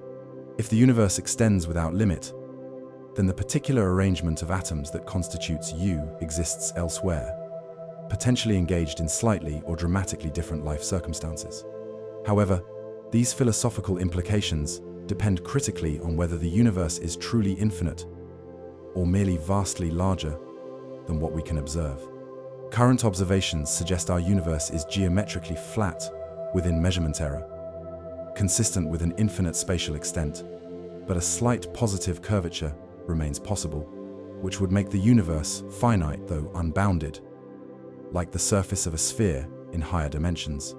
Even if finite, the universe beyond our observable bubble remains vast almost beyond comprehension.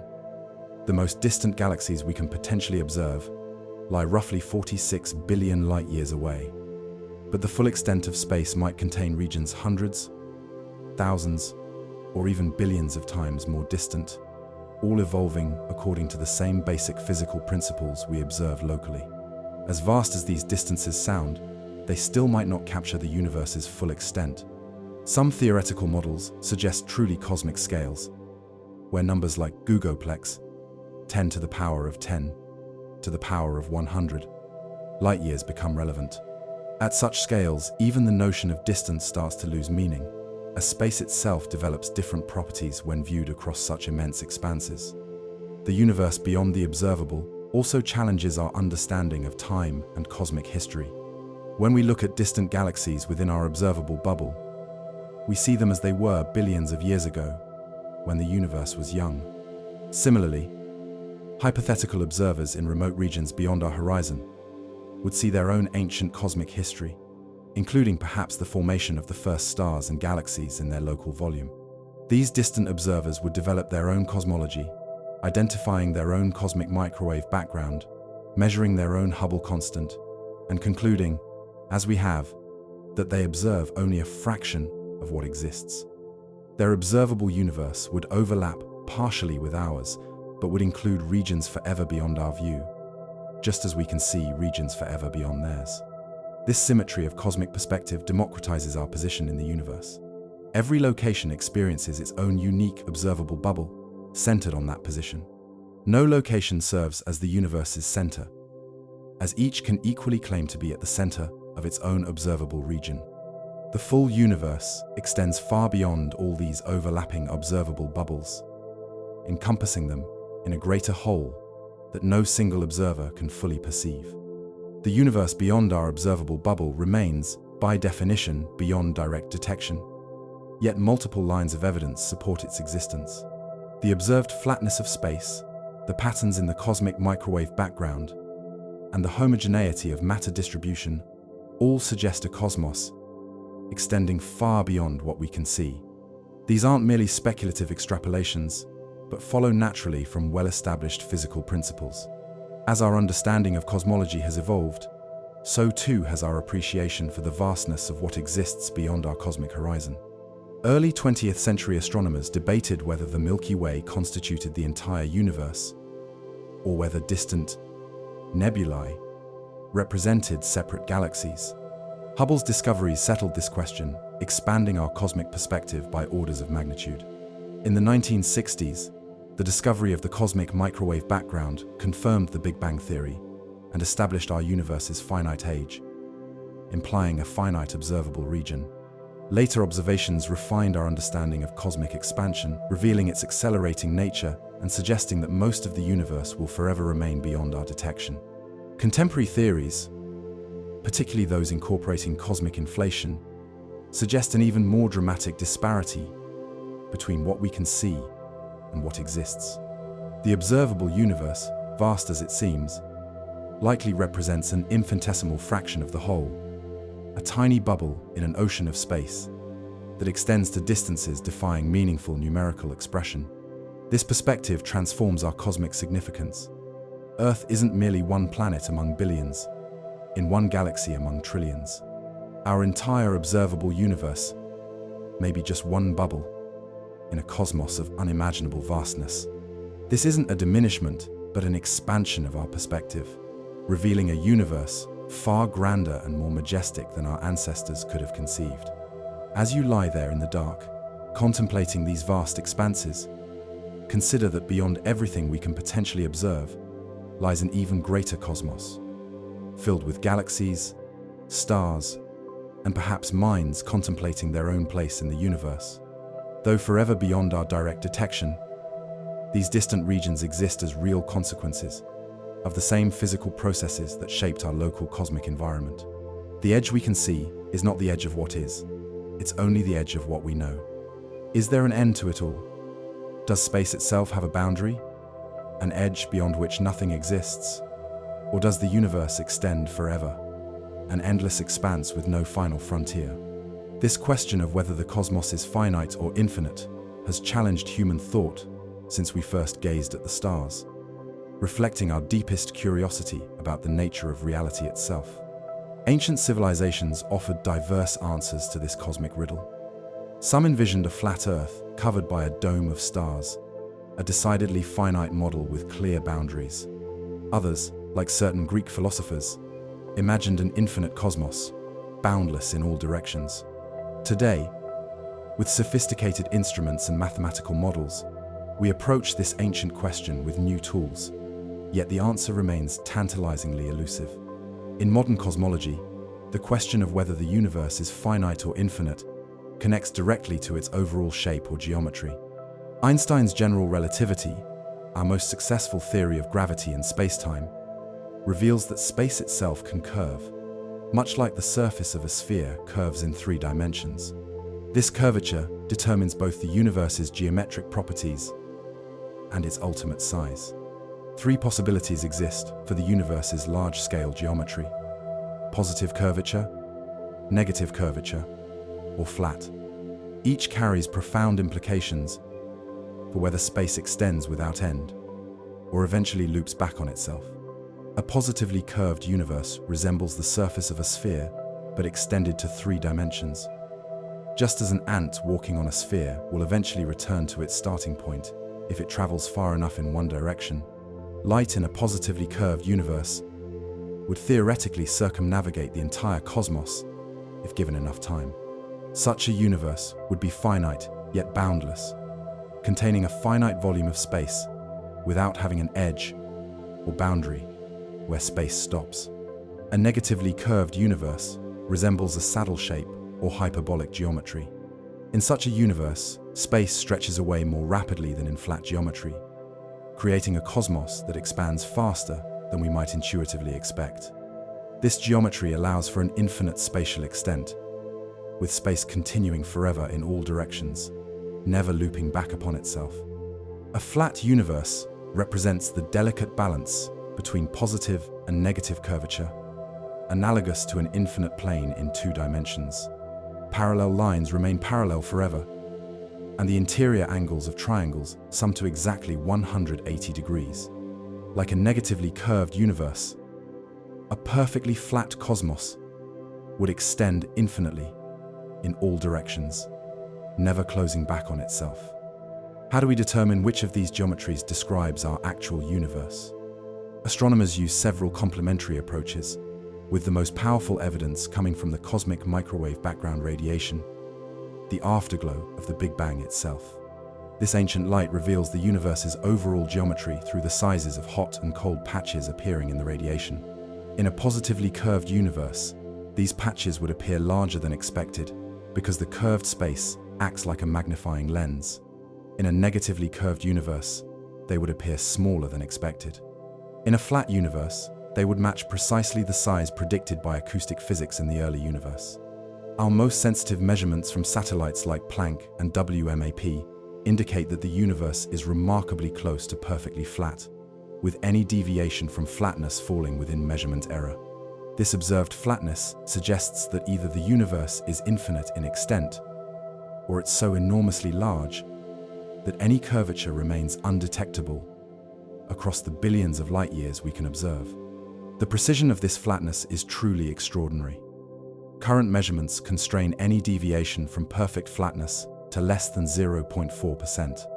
Imagine placing a marble on what appears to be a perfectly flat table. If the table were as flat as our universe, you could not detect any rolling of the marble, even if the table extended for thousands of kilometers. This extreme flatness creates a cosmological puzzle. In the early universe, even tiny deviations from flatness should have rapidly amplified as space expanded. For the universe to appear so precisely flat today, its initial conditions must have been fine-tuned to an extraordinary degree, a coincidence that troubled physicists until the development of cosmic inflation theory. Inflation proposes that the early universe underwent a brief period of extraordinarily rapid expansion, increasing in size by a factor of at least 10 to the power of 26 in just a tiny fraction of a second. This exponential growth would have stretched any initial curvature to near flatness, much as inflating a balloon makes its surface appear increasingly flat when viewed from a small enough region. If inflation theory correctly describes our cosmic origins, then the observed flatness doesn't necessarily imply an infinite universe. A positively curved, finite universe could appear perfectly flat within our observable region if the total universe is vastly larger than what we can see. Imagine standing on the surface of Earth. From your limited perspective, the ground appears flat, though we know the planet is actually spherical when viewed at larger scales. This raises a profound possibility. Our universe might be finite, yet so enormously large that its curvature remains undetectable, even across the billions of light-years we can observe. In this scenario, the entire cosmos could be hundreds or thousands of times larger than our observable bubble, potentially containing regions we can never see, yet still ultimately finite in its total volume.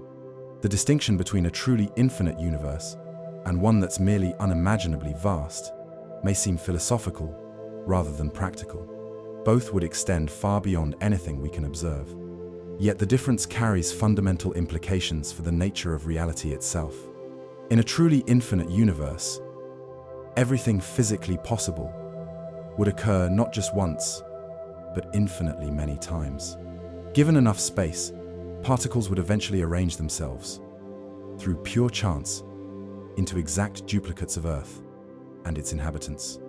Distant regions would contain perfect copies of you, reading these same words, perhaps making slightly different decisions afterward, creating every possible variation of your life story, replicated endlessly across the cosmic expanse. This concept, known as Boltzmann brains, when extended to its logical conclusion, suggests that in an infinite universe, consciousness would emerge far more frequently through random fluctuations than through the evolutionary processes that produced our brains. This creates a probabilistic paradox. Why do we observe a universe with consistent physical laws and logical history, rather than the chaotic surroundings a random fluctuation would more likely produce? A finite universe avoids these paradoxes while still allowing for a cosmos of truly staggering size. If positively curved, space would eventually close back on itself, containing a finite volume without requiring an edge or boundary. Such a universe resembles the surface of a sphere, but extended to higher dimensions, a geometry mathematicians call a three-sphere, or hypersphere. In this finite yet boundless scenario, a photon could theoretically circumnavigate the entire universe, eventually returning to its starting point if given enough time. If such a photon were emitted from Earth, we might theoretically observe our own galaxy as it appeared billions of years ago by looking in precisely the right direction, seeing light that traveled all the way around the cosmos. This possibility creates what astronomers call the wrapped universe hypothesis, where the cosmos might be shaped somewhat like a video game world, where exiting one edge makes you reappear on the opposite side. In such a universe, we might observe multiple images of the same galaxies, seen from different angles and at different times in their history, as light follows various paths around the curved space. Astronomers have searched for these repeated patterns in the cosmic microwave background and in the distribution of distant galaxies, seeking statistical signatures that might reveal a finite universe, smaller than previously thought. So far, no conclusive evidence for such patterns has emerged, suggesting that if the universe does loop back on itself, it does so at scales far larger than our observable region. The topology of the universe, distinct from but related to its geometry, offers additional possibilities. for a finite cosmos. Even a universe with flat or negative curvature could be finite if space connects back on itself in complex ways. Mathematicians describe these possibilities as different manifolds, three-dimensional spaces with various connectivity properties. For instance, the universe might be shaped like a three-dimensional torus, essentially a cosmic donut. In such a universe, space would appear flat within any small region, but traveling far enough in certain directions would eventually bring you back to your starting point. Other, more complex topologies exist mathematically, each creating different patterns of connectivity that could, in principle, make a flat or negatively curved universe finite. Determining whether the universe has such exotic topology presents extreme observational challenges. The most promising approach involves searching for matched patterns in the cosmic microwave background, where the same regions might be observed from different directions if light has had time to cross the entire universe since the Big Bang. Current data place constraints on certain simple topologies, but cannot rule out more complex possibilities or larger scales. The mathematical possibilities for the universe's shape extend beyond our intuitive grasp. In 3 dimensions, we're familiar with the concept of a sphere, where curvature is constant and positive everywhere. But more complex geometries exist, where curvature varies from place to place, or takes different values along different directions at the same point. These geometries, well defined mathematically, could create a cosmos with regions of varying properties while maintaining overall consistency with Einstein's equations. If the universe does prove finite, its total size remains an open question. Our observable region extends roughly 46 billion light-years in radius, but a finite universe would likely be many times larger. Some estimates based on the universe's flatness suggest a minimum size at least 150 times the radius of our observable region, meaning we could see at most about 1 part in 3 million of the total cosmos. A finite universe raises profound questions about what lies beyond its bounds. This question itself contains a misunderstanding. A finite universe, properly understood, wouldn't have an edge or boundary where space simply stops. Rather, it would curve back upon itself, creating a closed geometry without any outside. Asking what lies beyond a finite universe is like asking what lies north of the North Pole, a question based on a category error rather than a meaningful physical inquiry. Some speculative theories suggest our universe might exist within a higher dimensional bulk space, with our 3-dimensional cosmos representing a brain or membrane within this larger reality. Such models emerge from string theory and related approaches seeking to unify quantum mechanics with gravity. While mathematically intriguing, these possibilities remain highly speculative, with no direct observational evidence supporting them. The infinite universe scenario presents its own set of profound implications and challenges. An infinite cosmos would contain regions with every possible arrangement of matter and energy physically allowed by natural laws. Distant galaxies would form every possible shape and structure, orbited by planets of every possible composition. Life, wherever conditions allow it to emerge, would explore every evolutionary pathway, developing forms and civilizations of unimaginable diversity. This infinity creates statistical paradoxes that challenge our understanding of probability and physics. In an infinite universe containing infinitely many observers, how do we calculate the likelihood of finding ourselves in our particular cosmic circumstances? The problem of measure in cosmology remains unsolved, with various mathematical approaches yielding different predictions about what observers should typically experience. The question of whether the universe is finite or infinite connects directly to its ultimate fate. A perfectly flat universe would expand forever, gradually cooling as stars exhaust their fuel and galaxies drift apart. A negatively curved universe would expand even more rapidly, while a positively curved universe might eventually stop expanding and recollapse in a big crunch if its density exceeds a critical threshold. Current observations strongly favor eternal expansion. The discovery of dark energy, a mysterious force accelerating cosmic expansion, further solidifies this conclusion. Regardless of whether space is finite or infinite in extent, the observable universe appears destined to become increasingly empty as distant galaxies accelerate beyond our cosmic horizon. leaving only our local group of gravitationally bound galaxies visible in the far future. This accelerating expansion transforms how we understand cosmic boundaries. Even in an infinite universe, we remain confined to a finite observable region that continuously loses contact with more distant parts of the cosmos as they recede faster than light through expanding space. The distinction between a truly infinite universe and one that merely extends far beyond our observable bubble becomes increasingly academic as more of the cosmos becomes permanently inaccessible to observation. The question of cosmic finiteness cannot be separated from broader philosophical considerations about the nature of infinity itself.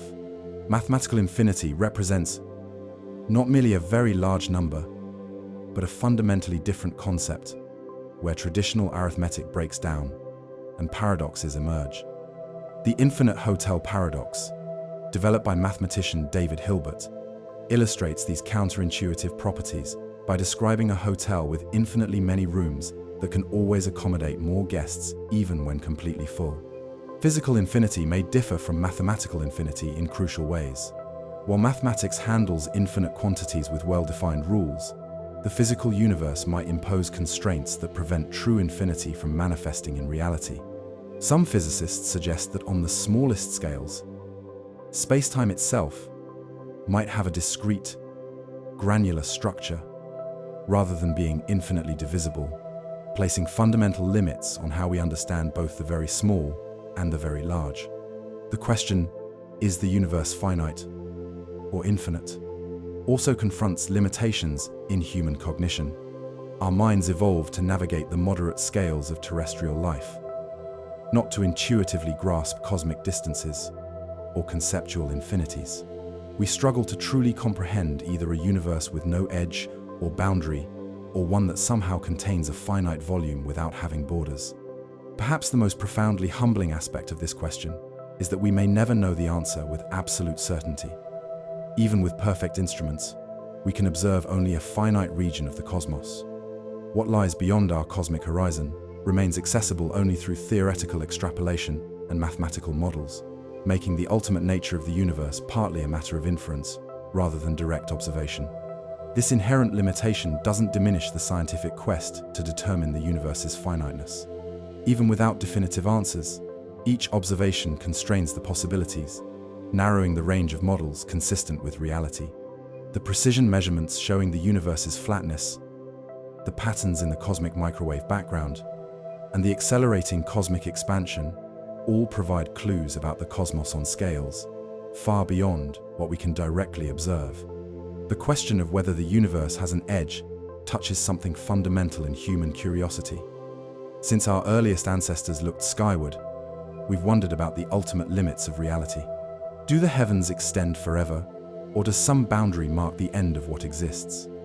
Modern cosmology transforms these ancient questions into precise mathematical formulations while preserving their philosophical depth. As you lie here, contemplating these vast possibilities, consider that each breath you take connects you to the greater cosmos.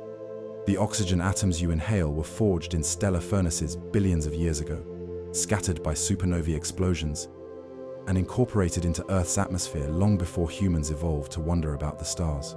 Whether the universe extends infinitely or curves back upon itself in some vast but finite geometry, you participate in its ongoing story. The balloon analogy helps illustrate a finite yet boundless universe.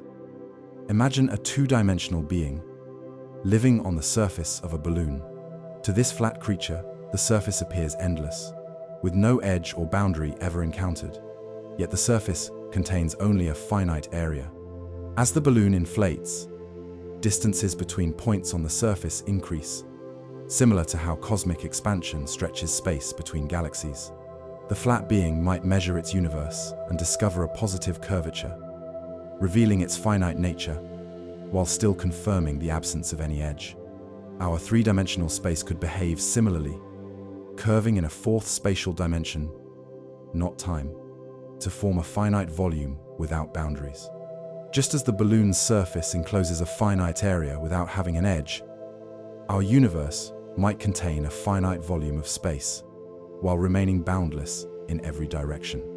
When we contemplate whether the universe has an edge, we must distinguish between the observable universe and the universe in its entirety. The observable universe definitely has a boundary defined by the cosmic horizon, the maximum distance from which light could have reached us since the Big Bang. But this horizon represents a limit to observation, not an edge to space itself.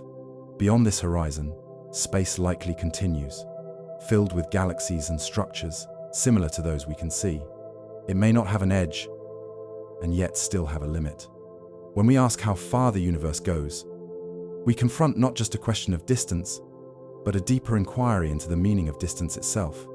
What exactly do we mean when we ask how far something is? In our daily lives, distance seems straightforward, measured in familiar units like meters or miles, representing the space between objects. But in the cosmos, distance becomes a far more complex and nuanced concept. The nature of cosmic distance presents immediate challenges. When we say a galaxy lies 10 billion light-years away, we're actually making several distinct statements simultaneously.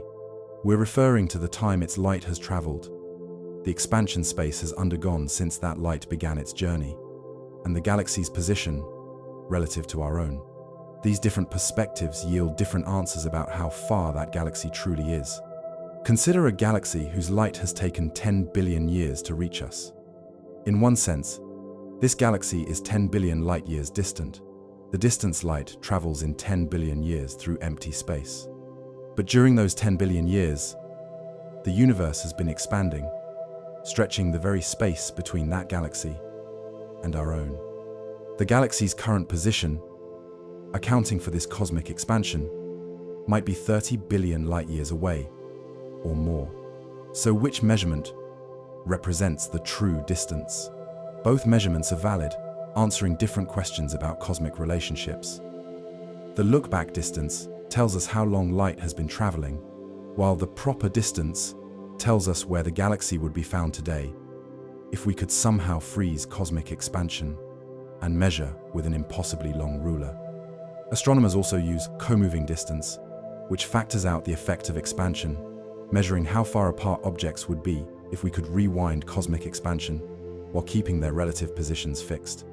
This multiplicity of distance measures reveals something profound.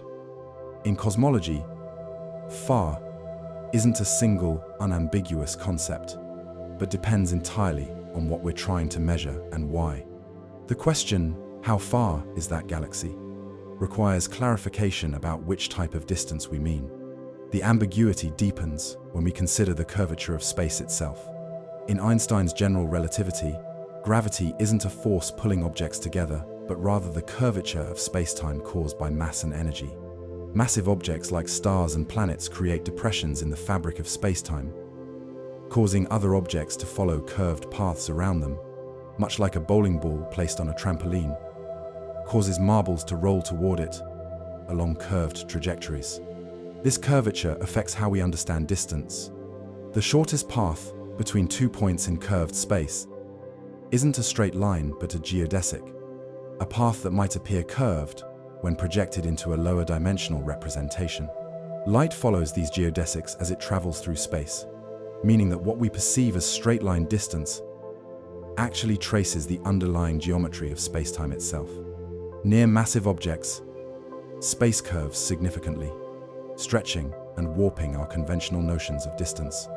The path light takes around a galaxy cluster spans a greater actual distance than a hypothetical straight line would suggest.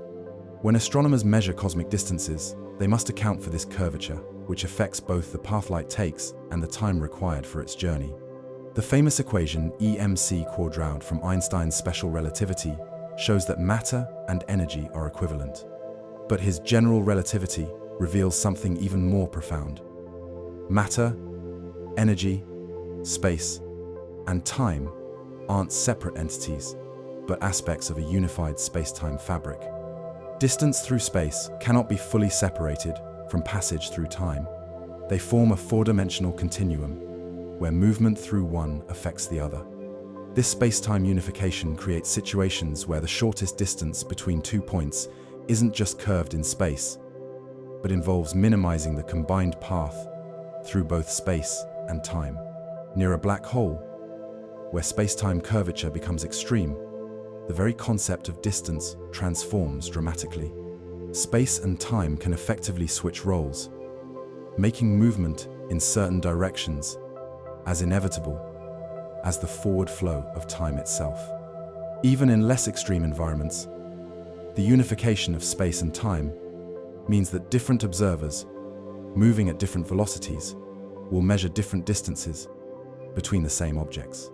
This isn't a matter of perception or measurement error, but a fundamental feature of reality. As an observer approaches the speed of light, distances in the direction of travel appear compressed, a phenomenon called length contraction. An astronaut traveling at 99% the speed of light toward Alpha Centauri would measure the distance as just over half a light year, rather than the roughly 4 light years measured by someone remaining on Earth. Both measurements are equally valid within their respective reference frames. Distance itself proves relative, dependent on the observer's state of motion. The concept of proper distance, what we might consider the actual separation between objects at a specific cosmic time, presents its own complications. Defining simultaneous across vast cosmic distances becomes problematic in relativity, where simultaneity depends on the observer's reference frame. When we calculate the current proper distance to a far galaxy, we're implicitly choosing a specific reference frame based on cosmic expansion, but different choices would yield different answers. These relativistic effects reveal something profound. Distance isn't a fixed, objective property of the universe, but emerges from the relationships between objects and observers. Far from being an absolute measurement, distance represents just one way of characterizing the space-time separation between events. The expansion of space adds another layer of complexity. When we ask how far the universe extends, we must specify whether we're considering its current state, or its past, or future configurations. The observable universe currently spans roughly 46 billion light-years in radius. But this bubble grows daily as new light reaches us from previously unobservable regions. Meanwhile, cosmic expansion continuously stretches space, carrying galaxies ever farther apart. This expansion isn't merely increasing the distances between objects, but stretching space itself. Imagine drawing dots on a deflating balloon. As you inflate the balloon, the dots don't move across the surface, but the distances between them increase as the surface stretches. Similarly, galaxies don't move through space in the conventional sense during cosmic expansion, but remain relatively fixed while the intervening space grows. This distinction between movement through space and the expansion of space itself fundamentally changes how we understand cosmic distances. A galaxy might recede from us at apparently superluminal speeds without violating relativity because it isn't moving through space faster than light. Rather, the intervening space expands so rapidly that the separation increases faster than light could travel across it. The accelerating nature of cosmic expansion, driven by the mysterious dark energy permeating space, further complicates our distance concepts. Galaxies currently 30 billion light-years away might be 50 billion light-years distant by the time you finish hearing these words, not because they've moved through space, but because space itself has stretched during that time. In this expanding cosmos, what does it mean to ask, how far does the universe go? If we're asking about its current extent, we face the challenge that current has no universal meaning across cosmic distances. If we're asking how far we could potentially travel, we encounter the limitations of accelerating expansion, which places certain regions permanently beyond our reach regardless of future technological developments.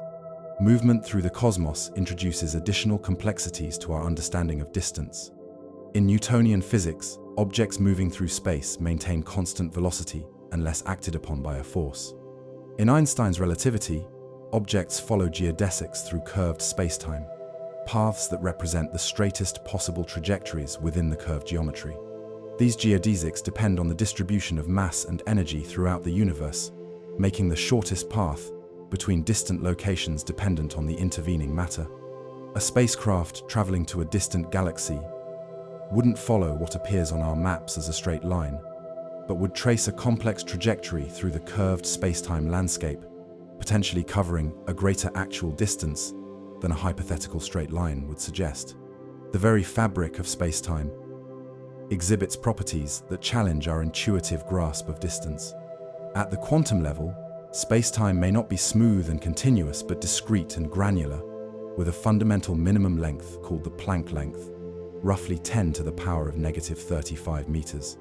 Below this scale, our conventional notions of distance may break down entirely, replaced by quantum fluctuations and uncertainty principles that fundamentally limit how precisely location can be defined. Some theories suggest that at this quantum scale, space becomes a foaming, bubbling quantum foam, where distances fluctuate randomly, making precise location meaningful only when averaged over slightly larger scales. If these theories prove correct, the concept of infinitely distant may itself be problematic, as infinity would require infinite divisibility of space, which quantum mechanics may ultimately forbid. The relationship between distance and information presents another fascinating aspect of cosmic measurement. In a very real sense, distance in the universe correlates with information accessibility. Regions from which light has had sufficient time to reach us lie within our information horizon, while more distant regions remain informationally inaccessible, their conditions and properties unknown and unknowable to us. This informational perspective transforms our understanding of cosmic extent. Rather than asking how far space extends physically, we might instead ask how far our potential knowledge extends. How much of the cosmos could theoretically enter our sphere of awareness? From this viewpoint, the universe's extent becomes tied to the limits of potential observation and interaction, rather than physical distance alone. The speed of light creates what physicists call the light cone, the region of space-time that can be causally connected to a given event. Your future light cone contains all events you could potentially influence, while your past light cone contains all events that could have influenced you. Events outside these light cones remain causally disconnected, existing in regions of space-time that cannot exchange information with your location due to the finite speed of light. This causal structure imposes fundamental limits on how we understand cosmic distance. Regions beyond our past light cone remain forever unobservable, while those beyond our future light cone remain forever beyond our influence. The question, how far does the universe go, must be understood within this causal framework, distinguishing between what exists, what we can observe, and what we can potentially affect. Time and distance intertwine in ways that transform our cosmic perspective. When we observe distant galaxies, we see them not as they are now, but as they were billions of years ago, when the universe was younger and fundamentally different. The most distant observable galaxies appear to us as they existed when the universe was just a few 100 million years old, showing us not just objects at great distance, but at great temporal remove. This temporal aspect of cosmic distance means that looking far away also means looking far back in time. We observe not a static, present-day universe, but a temporal mosaic, with nearby regions seen more recently and distant regions seen as they were in the cosmic past. The universe we observe represents not a single moment, but a nested series of epochs, arranged concentrically around our viewpoint. Different civilizations throughout cosmic history would observe fundamentally different universes. Observers 10 billion years in the past would see a younger, smaller, denser cosmos, while observers in the far future would see an older, emptier, more expanded one. The size of the observable universe depends not just on where you are, but when you are, as cosmic evolution continuously transforms both the extent of potentially observable regions and the nature of what can be seen within them. This temporal dimension fundamentally changes the meaning of cosmic distance. When we ask how far the universe extends, we must specify from which temporal vantage point we're asking the question.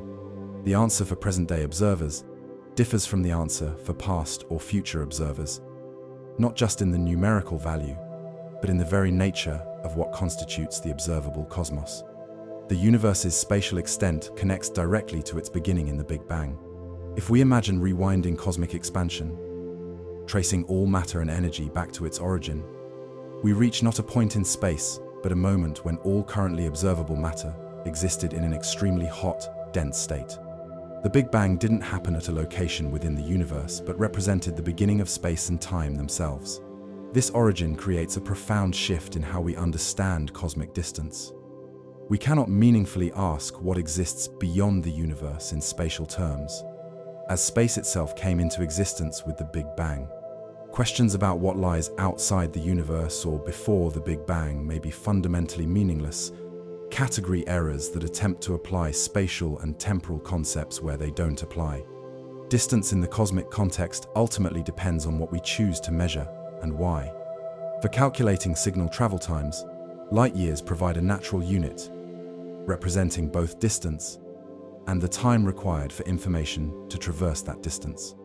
For understanding cosmic structure, co-moving coordinates that factor out expansion offer the clearest picture. For describing the observable universe, proper distance at the present cosmic time gives the most intuitive sense of scale. Each perspective reveals different aspects of cosmic relationships, like viewing a sculpture from different angles to appreciate its complete form. No single measurement captures the full complexity of cosmic distance, just as no single photograph captures a sculpture's complete three-dimensional structure. The anthropic perspective adds yet another dimension to our understanding of cosmic distance. We observe the universe, not from a random vantage point, but from a location where observers like us could evolve. This observational selection effect influences our cosmic perspective, potentially biasing our understanding of what constitutes typical distances and structures in the broader cosmos. Our location within a relatively low-density region of space, our temporal position in cosmic history, and our biological requirements all shape what we can observe and how we interpret cosmic scales. A civilization evolving in a dense galaxy cluster would develop a different intuitive understanding of cosmic distances, just as one evolving in the far future would perceive a dramatically different cosmic landscape. As we contemplate these complexities, a profound realization emerges. Distance itself represents not an absolute property of the universe, but a relationship between observer and observed. When we ask, how far does the universe go? We're asking not just about the cosmos, but about our place within it, our perspective, and the fundamental links connecting us to the greater whole. This relational understanding transforms distance from a simple linear measurement to a multidimensional concept encompassing space, time, information, causality. The universe's extent cannot be captured in a single number or measurement, but emerges from the complex interplay of physical laws, cosmic history, and observational constraints. Perhaps most profoundly, the concept of distance connects to the boundaries of knowledge itself. How far we can see correlates directly with how much we can know about the cosmos. The observable universe represents not just the extent of potential observation, but the limits of empirical knowledge, beyond which we must rely on theoretical extrapolation rather than direct evidence. The finite speed of light creates a horizon of knowledge, a boundary beyond which the universe remains not just unseen, but unseeable. This epistemic limit forces us to distinguish between what we know exists based on observation, what we infer exists based on theoretical models, and what might exist beyond the reach of both observation and current theory. In this sense, asking how far the universe extends becomes as much a philosophical question as a physical one. It probes not just the nature of space, but the nature of knowledge, the relationship between observation and reality, and the very meaning of existence itself. Does something exist in a meaningful sense if it can never be observed, even in principle? Different philosophical traditions offer different answers, reflecting diverse understandings of reality and knowledge.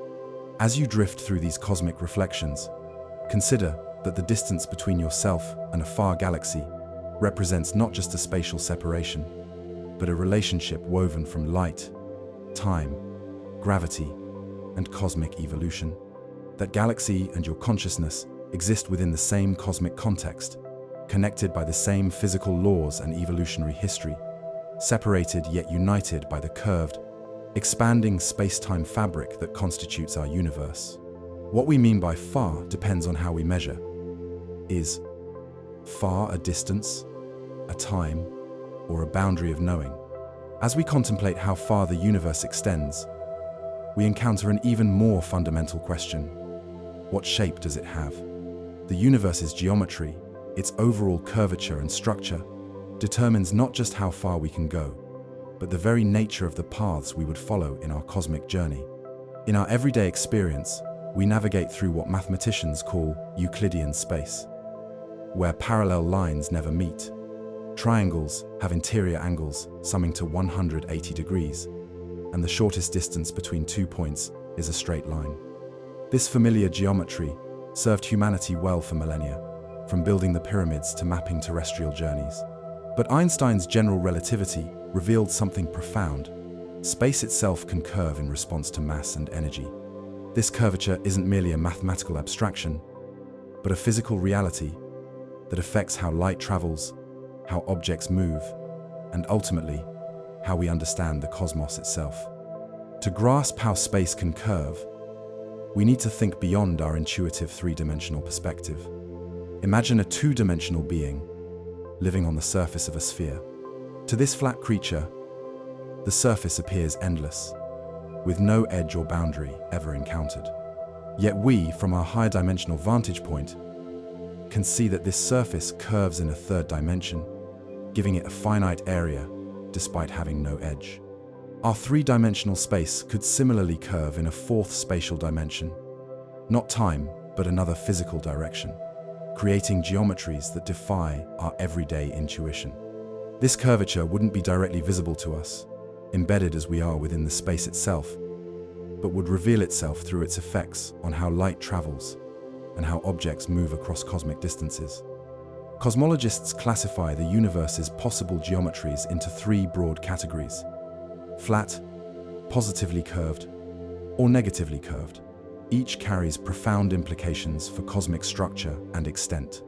A flat universe most closely resembles our intuitive Euclidean geometry.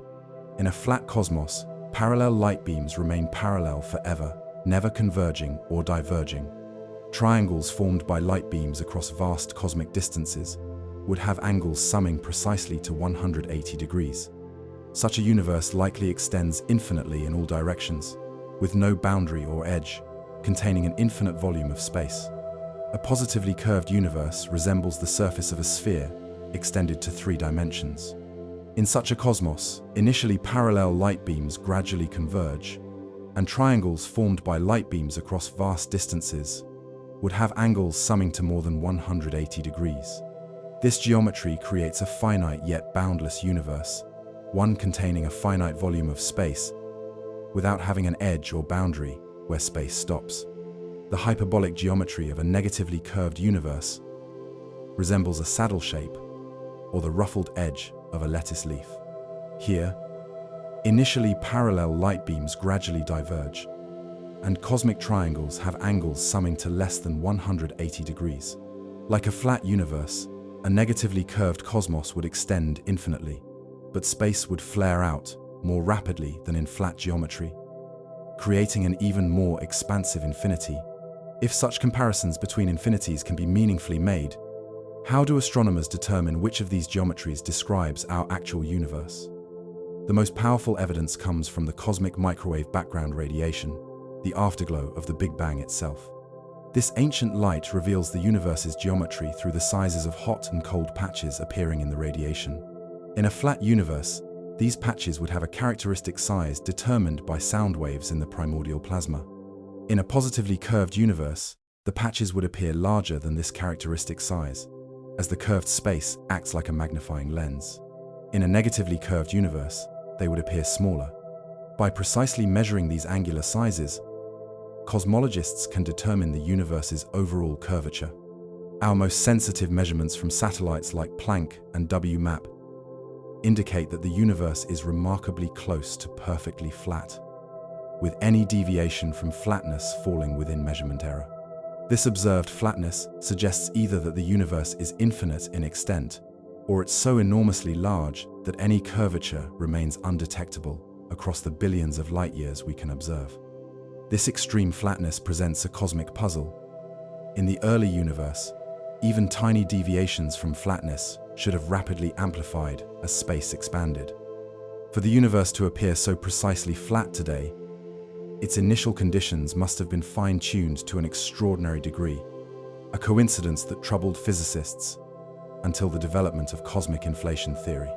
Inflation proposes that the early universe underwent a brief period of extraordinarily rapid expansion, increasing in size by a factor of at least 10 to the power of 26 in just a tiny fraction of a second. This exponential growth would have stretched any initial curvature to near flatness, much as inflating a balloon makes its surface appear increasingly flat when viewed from a small enough region. If inflation occurred as theorized, our observable universe represents just a minuscule fraction of the actual cosmos. The entire universe might be vastly larger than what we can see, potentially by factors that defy meaningful numeration. In this scenario, even if the universe is positively curved and thus finite, it would be so enormously large that it would appear effectively flat and infinite from our limited perspective. The universe's shape connects directly to its topology, the way space connects to itself. Even with the same local geometry, flat, positive, or negative curvature, space can have different global topologies, creating various possibilities for cosmic structure. For instance, the universe might be shaped like a three-dimensional torus, essentially a cosmic donut. In such a universe, space would appear flat within any small region, but traveling far enough in certain directions would eventually bring you back to your starting point. This creates what mathematicians call a multiply connected space, where multiple paths connect any 2 points. Other, more exotic topologies exist mathematically. The universe might have the topology of a Poincaré dodecahedral space, a Klein bottle, or other complex manifolds that connect points in counterintuitive ways. Each topology creates different patterns for how light could potentially travel through the cosmos, potentially allowing objects to be visible from multiple directions if light has had time to travel around the entire universe since the Big Bang. Astronomers have searched for evidence of these exotic topologies by looking for repeated patterns in the cosmic microwave background and in the distribution of distant galaxies. If the universe was small enough compared to our observable region, we might see the same structures from different angles and at different times in their history, as light follows various paths around the curved or connected space. So far, no conclusive evidence for such patterns has emerged, suggesting that if the universe does have exotic topology, it manifests at scales larger than our observable region. Current observations place a lower bound on the size of any such cosmic wrapping, indicating that the universe must be at least several times larger than what we can observe if it has non-trivial topology. The universe's shape affects not just how far we can go, but how we would experience that journey. In a flat, infinite universe, traveling in any direction would simply reveal more space, more galaxies, extending without end. You could travel forever without ever returning to your starting point or reaching any boundary. In a positively curved, finite universe, traveling far enough in one direction would eventually bring you back to your starting point, having circumnavigated the entire cosmos. You would never encounter an edge or boundary, just as a traveler on Earth's surface can circle the globe without finding where the planet ends. This possibility creates intriguing scenarios for hypothetical future civilizations with advanced propulsion technologies. A spacecraft traveling far enough in one direction in a positively curved universe would eventually approach our galaxy from the opposite direction, seeing it as it appeared billions of years in the past. The travelers would never reach an edge or boundary, finding instead that space wraps back upon itself in a closed geometry. The universe's shape also determines its ultimate fate. In simpler cosmological models before the discovery of dark energy, a flat universe would expand forever, but at an ever-decreasing rate. A positively curved universe would eventually stop expanding and recollapse in a big crunch, while a negatively curved universe would expand eternally at a higher rate. The discovery of dark energy, a mysterious force accelerating cosmic expansion, complicated this picture. Now, regardless of geometry, the universe appears destined for eternal expansion. But the underlying shape still influences the details of this expansion and the long-term evolution of cosmic structures. The shape of space connects to the broader question of cosmic uniqueness. If the universe is infinite, whether flat or negatively curved, it would contain an infinite number of galaxies, stars, and potentially habitable planets. Given enough space, matter would eventually arrange itself, through pure chance, into every possible configuration consistent with physical laws, including exact duplicates of Earth and its inhabitants. This mind-bending implication of an infinite universe suggests that perfect copies of you would exist elsewhere in the cosmos, making exactly the same choices or slightly different ones, creating every possible variation of your life story. These duplicates wouldn't be metaphysical or spiritual copies, but physical ones, identical arrangements of particles that would be indistinguishable from you if somehow brought together for comparison. A finite universe, while avoiding these implications of infinite duplication, raises different questions about cosmic uniqueness. If space curves back upon itself in a closed geometry, containing a finite volume, then the universe contains only a finite number of particles that can be arranged in only a finite, though astronomically large, number of configurations. In such a universe, each arrangement, including you, would be unique within the entire cosmos. The shape of the universe relates directly to the concept of cosmic horizons. Even in an infinite universe, we remain bounded by the cosmic horizon, the maximum distance from which light could have reached us since the Big Bang. This horizon currently extends roughly 46 billion light-years in all directions, defining our observable universe. Beyond this horizon likely lies more space, more galaxies, more planetary systems, all evolving according to the same physical laws we observe locally. But the universe's shape determines whether this extension continues forever or eventually wraps back upon itself, creating a finite yet boundless cosmos.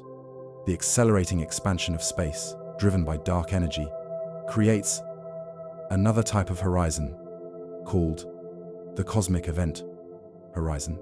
Galaxies beyond this boundary recede so rapidly due to cosmic expansion that light emitted today will never reach us, no matter how long we wait. Similarly, any signal we send now will never reach those galaxies. They have effectively disappeared from our cosmic future, though their past remains visible to us now. In a flat or negatively curved infinite universe, countless galaxies lie beyond both our particle horizon, what we can currently see, and our event horizon, what we could ever potentially see. In a positively curved finite universe, we might theoretically observe the entire cosmos if we waited long enough, though accelerating expansion might prevent this by pushing some regions beyond our event horizon before their light can complete a journey around the curved space. The shape of space affects how we understand distances within the cosmos. In curved space, the shortest path between distant points follows geodesics, curves that might appear non-intuitive when projected into lower dimensions.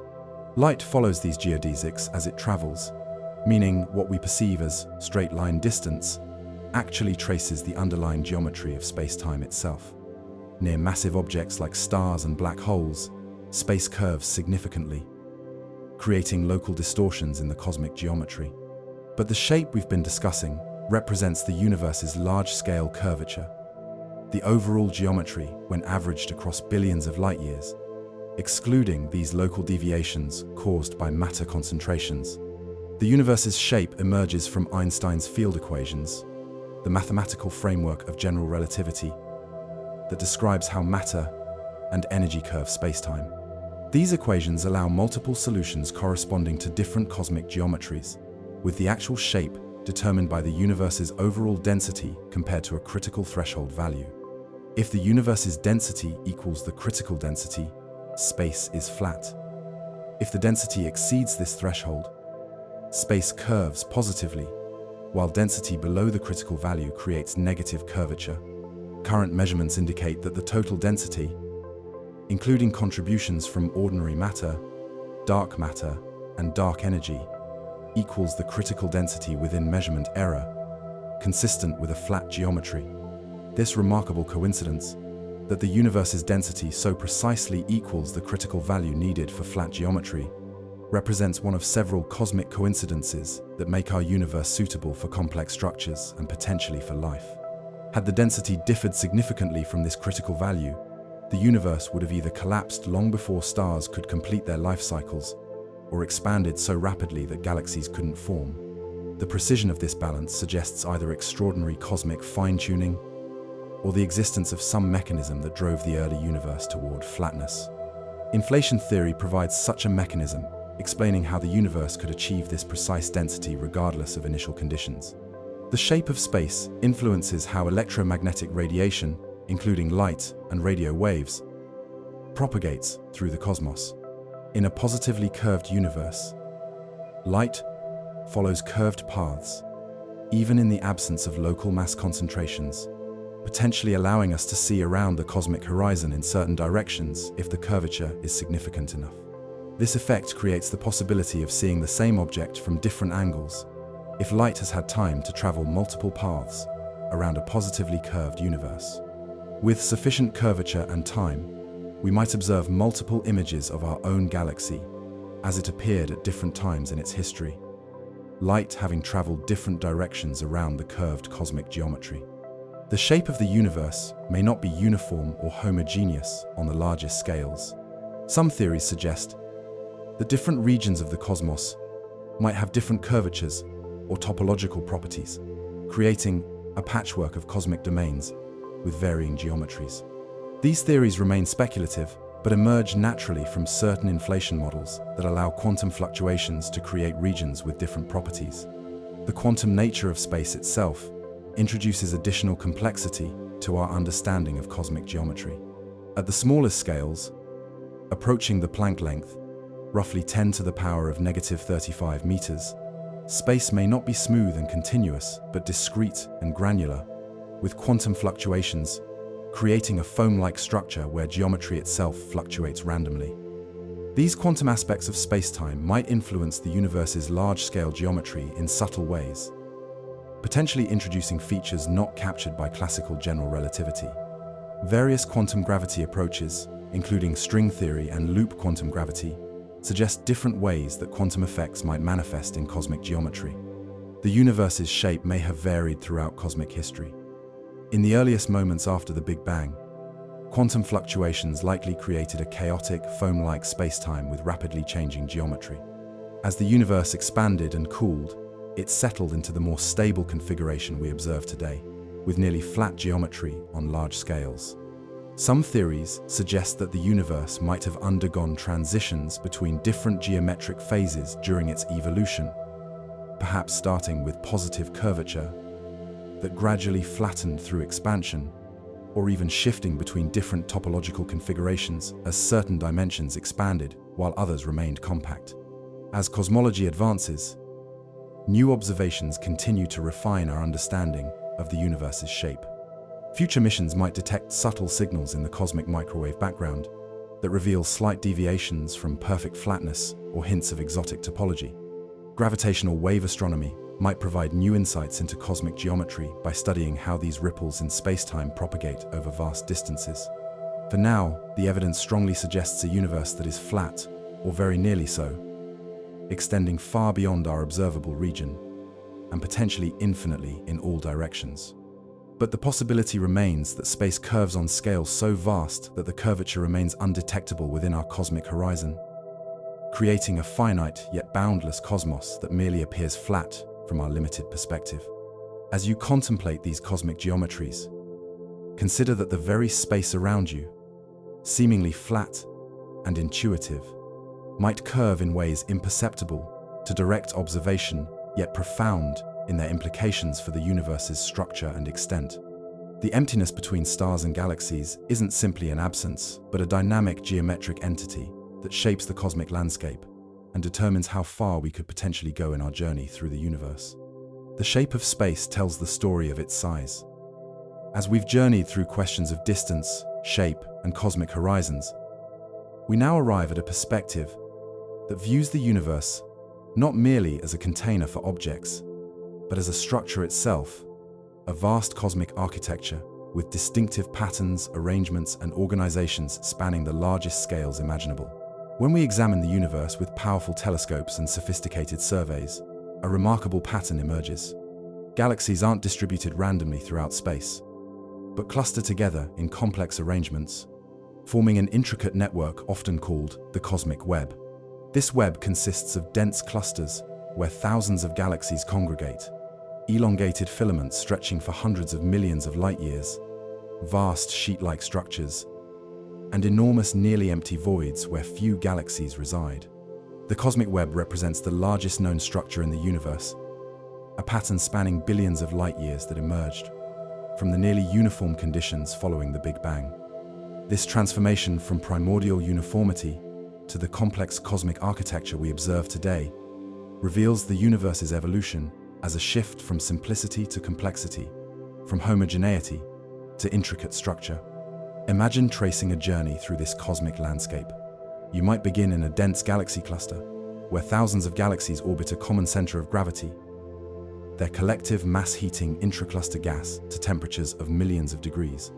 Traveling outward, you would enter a filament, an elongated strand containing galaxies like pearls on a cosmic string, stretching for hundreds of millions of light-years. Following this filament, you might arrive at another cluster, or perhaps a node where multiple filaments intersect.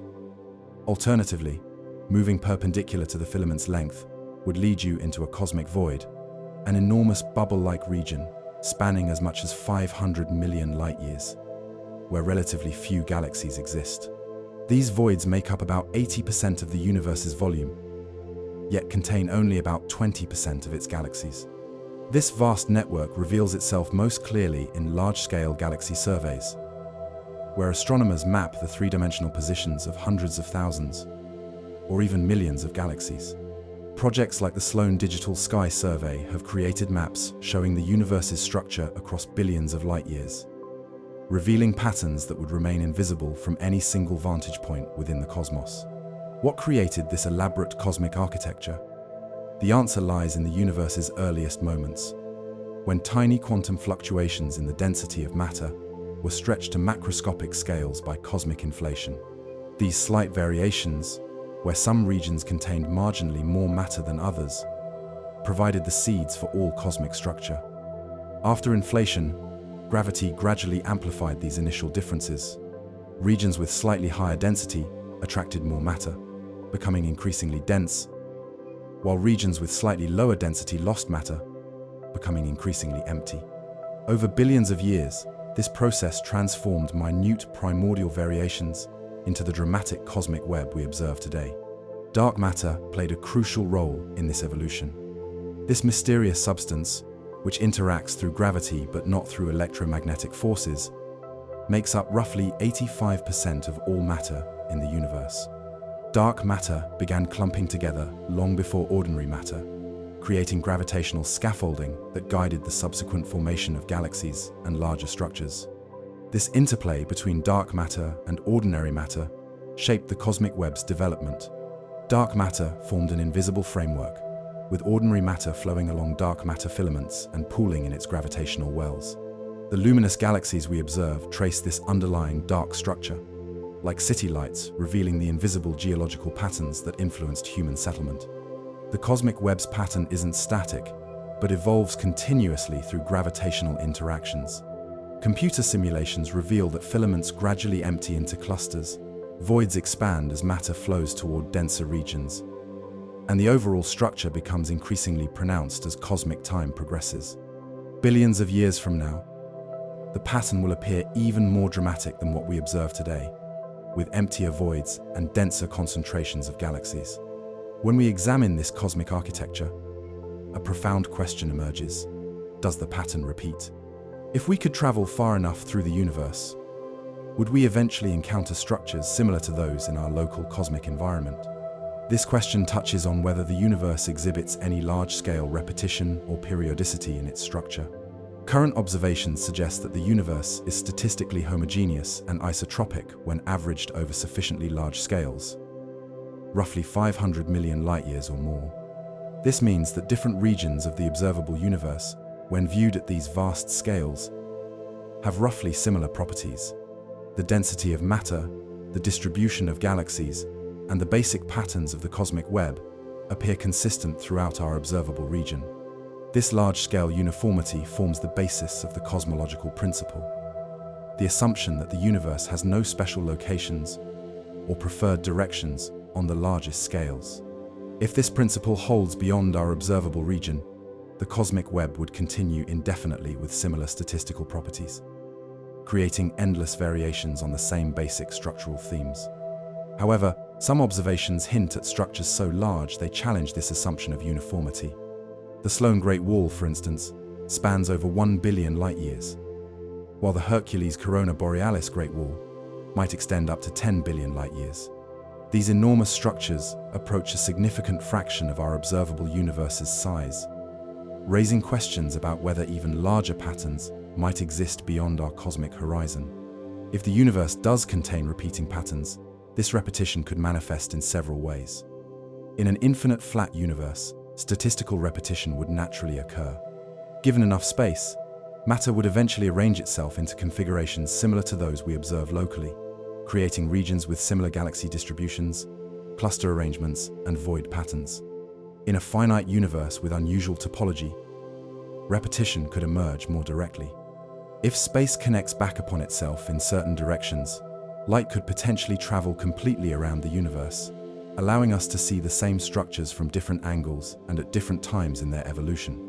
This would create a cosmic hall of mirrors, with repeated images of the same basic structure, visible in different directions. Current observations place constraints on such direct repetition.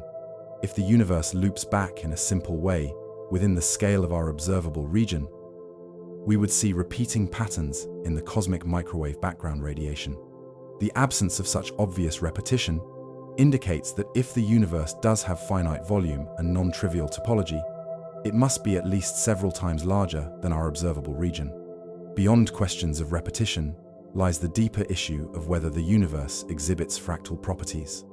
A fractal structure shows self-similarity across different scales, where the same basic patterns recur as you zoom in or out.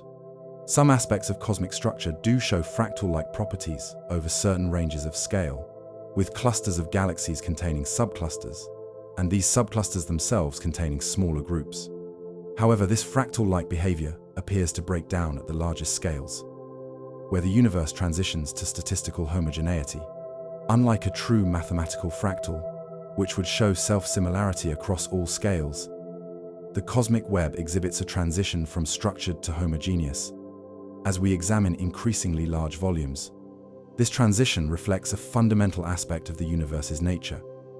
While gravity creates clustered structures at smaller scales, the universe's expansion dominates at larger scales, preventing the formation of structures larger than a certain size. The balance between gravitational attraction and cosmic expansion creates a characteristic scale for the largest coherent structures that can form. The filaments, sheets, and voids of the cosmic web bear striking similarities to structures found throughout nature at vastly different scales. The branching patterns of river networks, the intricate structures of lungs and blood vessels, and the connective architecture of neurons all share certain geometric properties with the cosmic web. This similarity isn't coincidental, but reflects how similar physical processes, operating under constraints, often produce comparable structural patterns. In the case of the cosmic web, these patterns emerge from the interplay between gravity, cosmic expansion, and the initial conditions established in the early universe. The resulting architecture maximizes certain efficiency principles, creating networks that efficiently connect dense regions while minimizing the cost of the connecting structures, similar to how biological systems optimize resource distribution. Consider the mathematics of minimal spanning trees, structures that connect a set of points using the minimum possible total length of connecting segments. The filamentary structure of the cosmic web resembles such optimized networks, suggesting that fundamental mathematical principles might underlie the universe's largest structures. This perspective reveals the cosmos not as random or arbitrary, but as a system embodying mathematical elegance.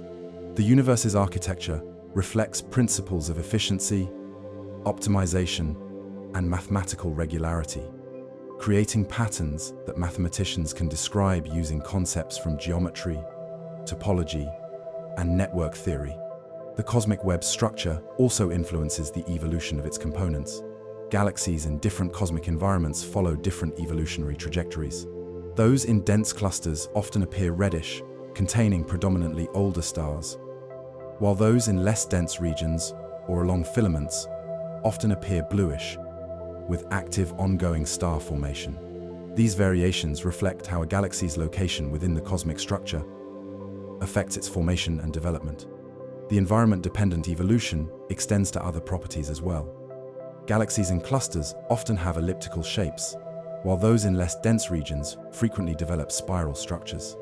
The masses, sizes, gas content, and star formation rates of galaxies all correlate with their positions within the cosmic web, revealing how the largest structures in the universe influence the properties of their constituent parts. This connection between cosmic location and galactic properties provides a profound insight. The universe's structure shapes the evolution of the objects within it. Just as Earth's geographic features influence the distribution and characteristics of ecosystems, the cosmic web's architecture guides the development of the galaxies that inhabit it. The universe's structure also affects the paths that light follows as it traverses the cosmos. When light from distant galaxies passes near massive structures like galaxy clusters, its path bends due to gravitational lensing, creating distorted, magnified, or multiple images of the background source. These lensing effects allow astronomers to map the distribution of mass, including invisible dark matter, revealing aspects of cosmic structure not directly observable. On the grandest scales, the universe's structure influences how we measure distances and understand cosmic expansion. The filaments and voids of the cosmic web create subtle variations in the local expansion rate, with regions of higher density expanding slightly more slowly than lower density regions. These variations introduce small uncertainties in our measurements of cosmic distances and expansion rates, requiring sophisticated statistical techniques to account for these structural effects. When we contemplate the universe as a structure, we naturally wonder about its boundaries. Does this cosmic architecture simply continue indefinitely, or does it eventually transition to something else? Current theories suggest several possibilities. In an infinite flat universe, the basic structural pattern of the cosmic web would likely continue without end, creating an endless variety of filaments, clusters, and voids with similar statistical properties to those we observe locally. Given enough space, regions would eventually appear with arrangements of galaxies statistically indistinguishable from our local cosmic environment. In a finite universe with unusual topology, the structure might wrap around and connect back to itself in complex ways. Imagine traveling along a cosmic filament and eventually returning to your starting point, having circumnavigated the entire universe.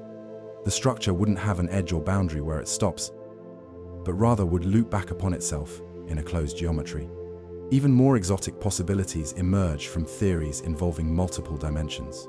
String theory and related approaches suggest our three-dimensional space might be embedded within a higher dimensional bulk space.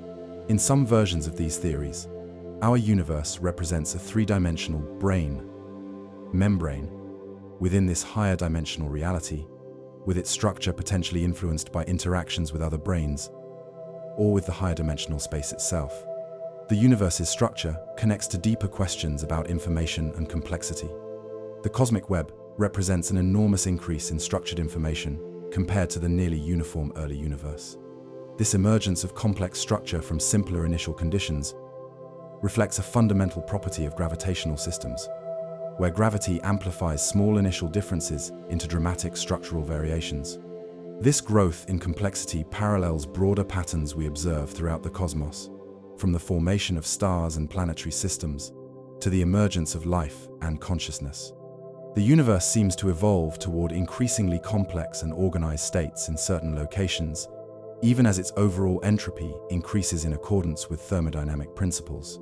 The universe's structure contains vast amounts of information. Consider that describing the precise arrangement of galaxies in the observable universe would require specifying the positions and properties of roughly 2 trillion individual galaxies, each containing billions or trillions of stars. This represents an almost unimaginable quantity of structured information, a cosmic library written in the language of matter and energy. Yet remarkably, this complexity emerges from relatively simple physical laws and initial conditions. The basic rules governing gravity, electromagnetism, and the other fundamental forces, combined with the nearly uniform but slightly lumpy initial state following the Big Bang, contain the seeds of all this subsequent structure. The universe's complexity unfolds from these simpler beginnings through physical processes playing out across cosmic time. This perspective suggests a profound relationship between simplicity and complexity in the cosmos. The universe's structure represents not random arrangement, but the inevitable consequence of physical laws acting on initial conditions. The cosmic web, vast and intricate as it appears, contains patterns that scientists can model with remarkable accuracy using relatively straightforward physical principles. Computer simulations demonstrate this connection dramatically, starting with initial conditions matching those inferred for the early universe and applying the known laws of physics. These simulations produce virtual cosmic webs strikingly similar to what we actually observe. The match between these simulations and observations confirms that we correctly understand the basic principles governing cosmic structure formation. These simulations also allow us to explore counterfactual scenarios. What if dark energy were stronger or weaker? What if dark matter had different properties or didn't exist at all? What if the initial density fluctuations had different characteristics? By varying these parameters, scientists can create virtual universes with different structural properties, gaining insight into how our actual universe's particular characteristics shaped its development. When we view the universe as a structure, we gain perspective on our own place within this vast cosmic architecture. Our Milky Way galaxy resides in a relatively low-density region, on the outskirts of the Laniakea supercluster, a collection of 100,000 galaxies spanning 500 million light-years. This location within a relatively underdense region gives us clearer views of the distant universe than we would have from within a dense cluster, where dust and gas would obscure our cosmic perspective. Our position within the cosmic structure influences not just what we can observe, but potentially our very existence. Regions too dense might prohibit the formation of spiral galaxies like the Milky Way, while regions too sparse might lack the heavy elements needed for rocky planets and complex chemistry. Our location within the cosmic web may represent a kind of Goldilocks zone for the development of conditions suitable for life. This structural perspective transforms how we understand our cosmic context. We exist not as isolated observers of the universe, but as integral components within its vast architecture. The atoms in our bodies, the planet we inhabit, the star that warms us, and the galaxy that cradles our solar system all occupy specific positions within the cosmic web, connected to the broader structure through gravity and light. As you ponder these vast structures, consider that the cosmic web itself has a kind of life cycle.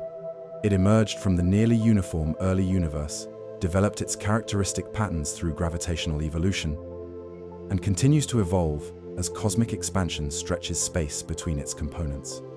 In the far future, accelerating expansion will isolate galaxy clusters from each other, eventually limiting each observer's view to their local gravitationally bound region against an otherwise empty cosmos.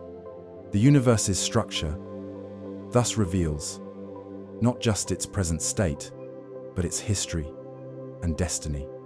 Written in the filaments and voids of the cosmic web is the story of how our universe transformed from primordial simplicity to architectural complexity, and how it will eventually transition to isolated islands of structure in an otherwise empty expanse of ever-expanding space. If we traveled forever, would we ever come back to where we started? As we've ventured through questions of distance, shape, and cosmic structure, we now approach perhaps the most profound frontier in modern cosmology: the possibility that our universe, vast as it seems, might be just one bubble in a much greater cosmic foam, one reality among many in what physicists call the multiverse. This concept challenges our most fundamental assumptions about reality itself. For most of human history, the term universe meant everything that exists, the totality of reality. But theoretical physics has increasingly suggested that what we call our universe might be just one region of space and time, with its own physical laws and constants, existing alongside countless others in a wider multiverse. The multiverse isn't science fiction or philosophical speculation, but emerges naturally from several well-established theories in modern physics. Perhaps the most compelling evidence comes from cosmic inflation, the theory that the early universe underwent a period of exponential expansion in the first tiny fraction of a second after the Big Bang. Inflation beautifully explains several observed features of our cosmos: its remarkable uniformity on large scales, its flat geometry, and the specific pattern of density fluctuations that seeded galaxy formation. The theory has been validated by increasingly precise measurements of the cosmic microwave background radiation, the afterglow of the Big Bang itself. But most versions of inflation theory suggest something remarkable. The process that created our observable universe likely didn't happen just once. In models called eternal inflation, the rapid expansion that formed our universe continues in other regions, perpetually generating new bubble universes that expand to cosmic scales. Imagine a vast, rapidly inflating sea of space, within which bubbles occasionally form where inflation stops locally. Each bubble represents a region where inflation has ended, allowing matter and energy to condense into a new universe with its own Big Bang. Our entire observable cosmos, with its hundreds of billions of galaxies stretching across billions of light years, would be just one such bubble in this greater expanse. These other bubble universes would exist beyond our cosmic horizon, separated from us by regions of still inflating space expanding faster than light. We could never observe them directly, as no signal or influence can cross this divide. Yet their existence follows naturally from the same physics that explains the observed features of our own universe. Eternal inflation creates what cosmologists call a level 2 multiverse in the classification proposed by physicist Max Tegmark. In this scenario, other universes would share the same fundamental physical laws as ours, but might have different values for certain physical constants and different initial conditions, leading to potentially dramatically different cosmic evolutions. Some bubble universes might expand too rapidly for galaxies to form, remaining forever diffuse and empty. Others might collapse back upon themselves before stars can complete their life cycles. Still others might develop their own intricate structures, with galaxies, stars, planets, and potentially even life, evolving according to the same basic physics we observe, but with quantitative differences in how these processes unfold. Another path to the multiverse comes from quantum mechanics, the theory governing the subatomic realm. Quantum theory suggests that particles exist in multiple states simultaneously until measured, at which point they collapse into a single definite state. But an alternative interpretation, called the many worlds or Everett interpretation, suggests that reality itself branches with each quantum event, creating parallel universes containing all possible outcomes.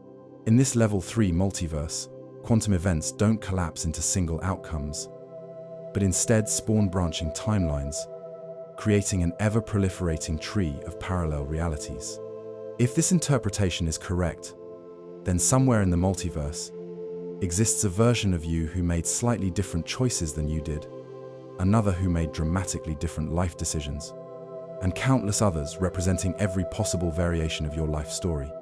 String theory, our most ambitious attempt to unify all of physics into a single framework, suggests yet another kind of multiverse.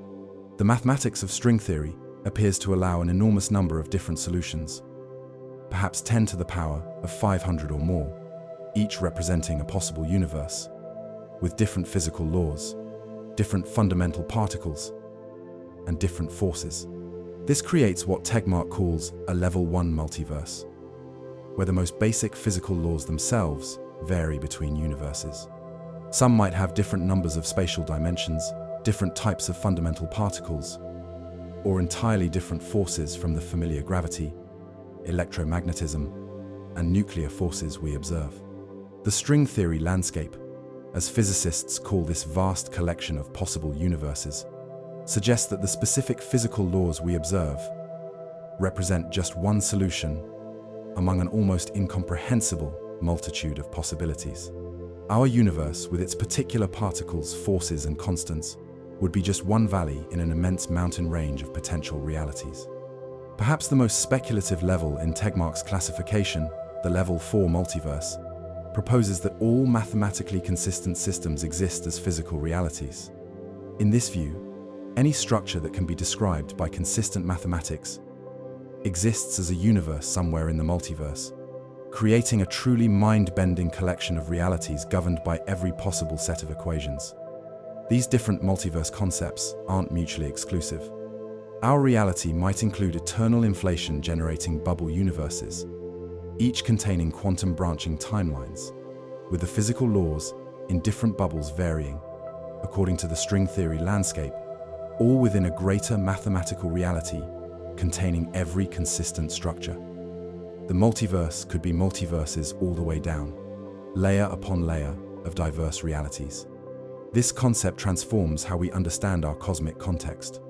Not only is Earth not at the center of the universe, and our galaxy just one among trillions, but our entire observable cosmos might be a minuscule fraction of a much greater reality, perhaps an infinitesimal speck in an infinitely diverse multiverse.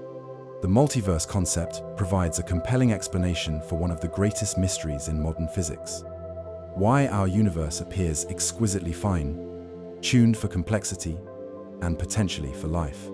The fundamental constants and physical laws we observe seem precisely calibrated to allow atoms, stars, and galaxies to form. Slight changes to these values would create universes where complexity could never emerge. For instance, if the strong nuclear force were just a few percent weaker, no stable atomic nuclei would form.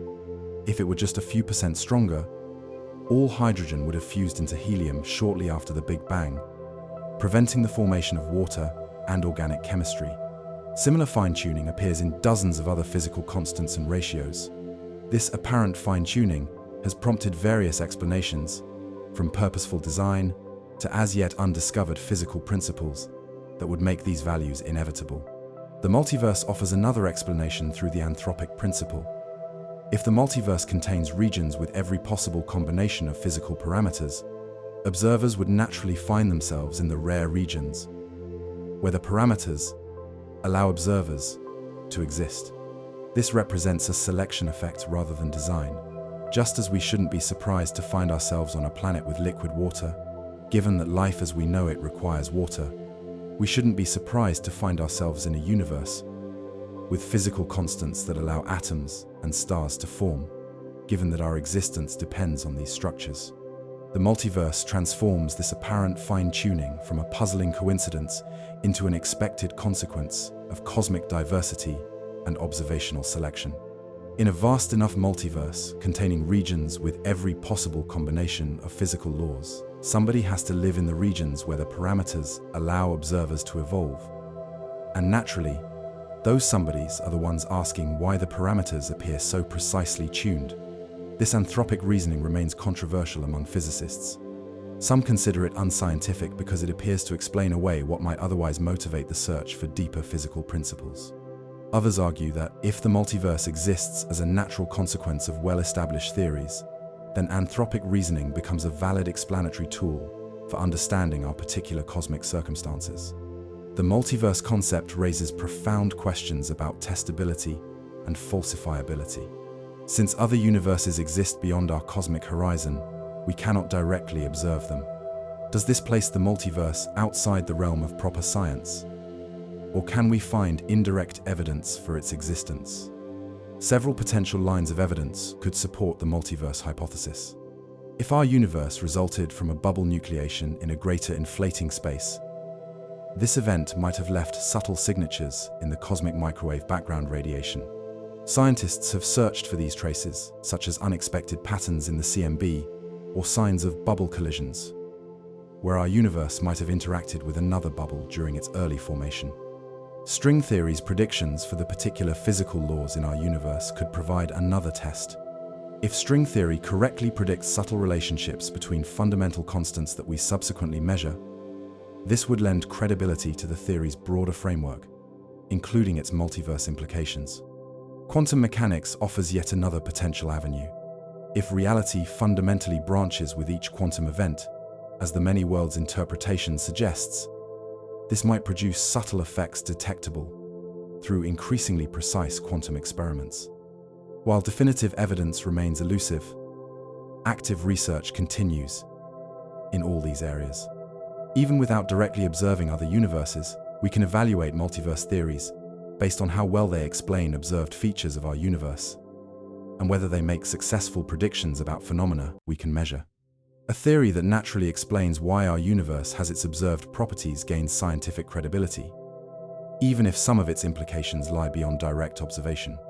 The multiverse transforms our understanding of probability and uniqueness on the grandest scales.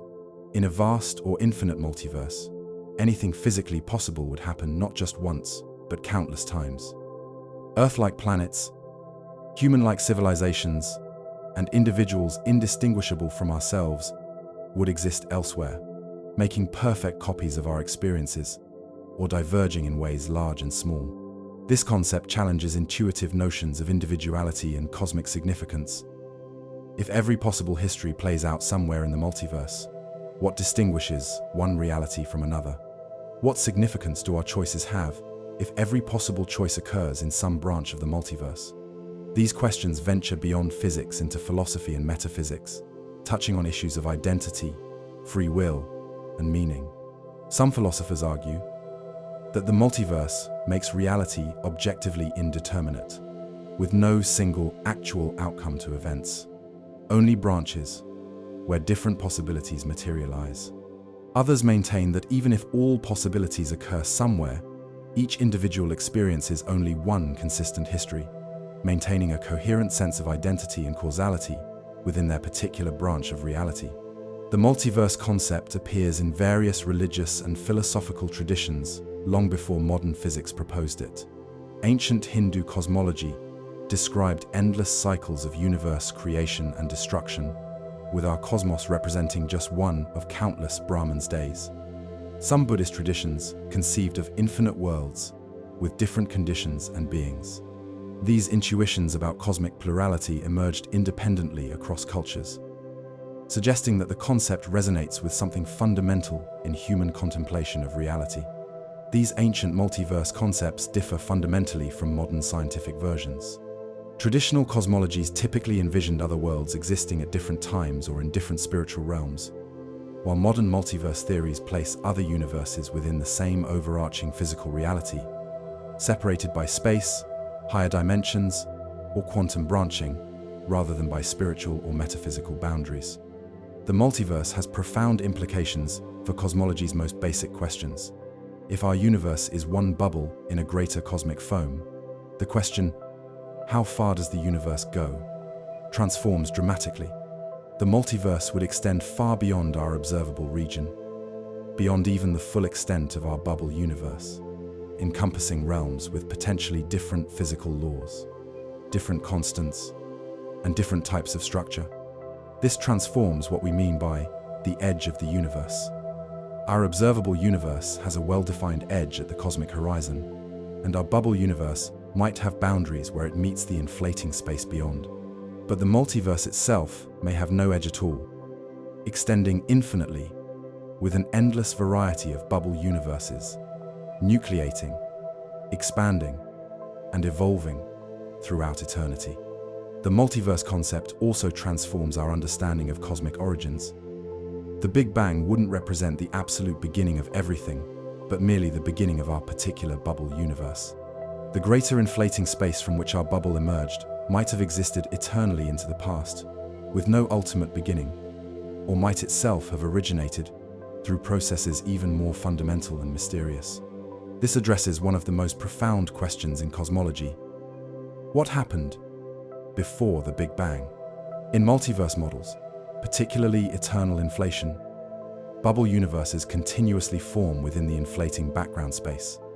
Our universe's Big Bang would represent not the beginning of everything, but a transition where a small region of inflating space stopped inflating and began evolving according to standard Big Bang cosmology. Some versions of the multiverse suggest even more exotic possibilities for cosmic origins.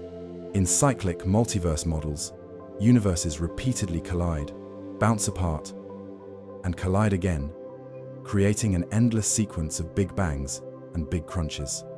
In baby universe scenarios, black holes in one universe might give birth to new universes in regions beyond our observation, creating a kind of cosmic reproduction and evolution.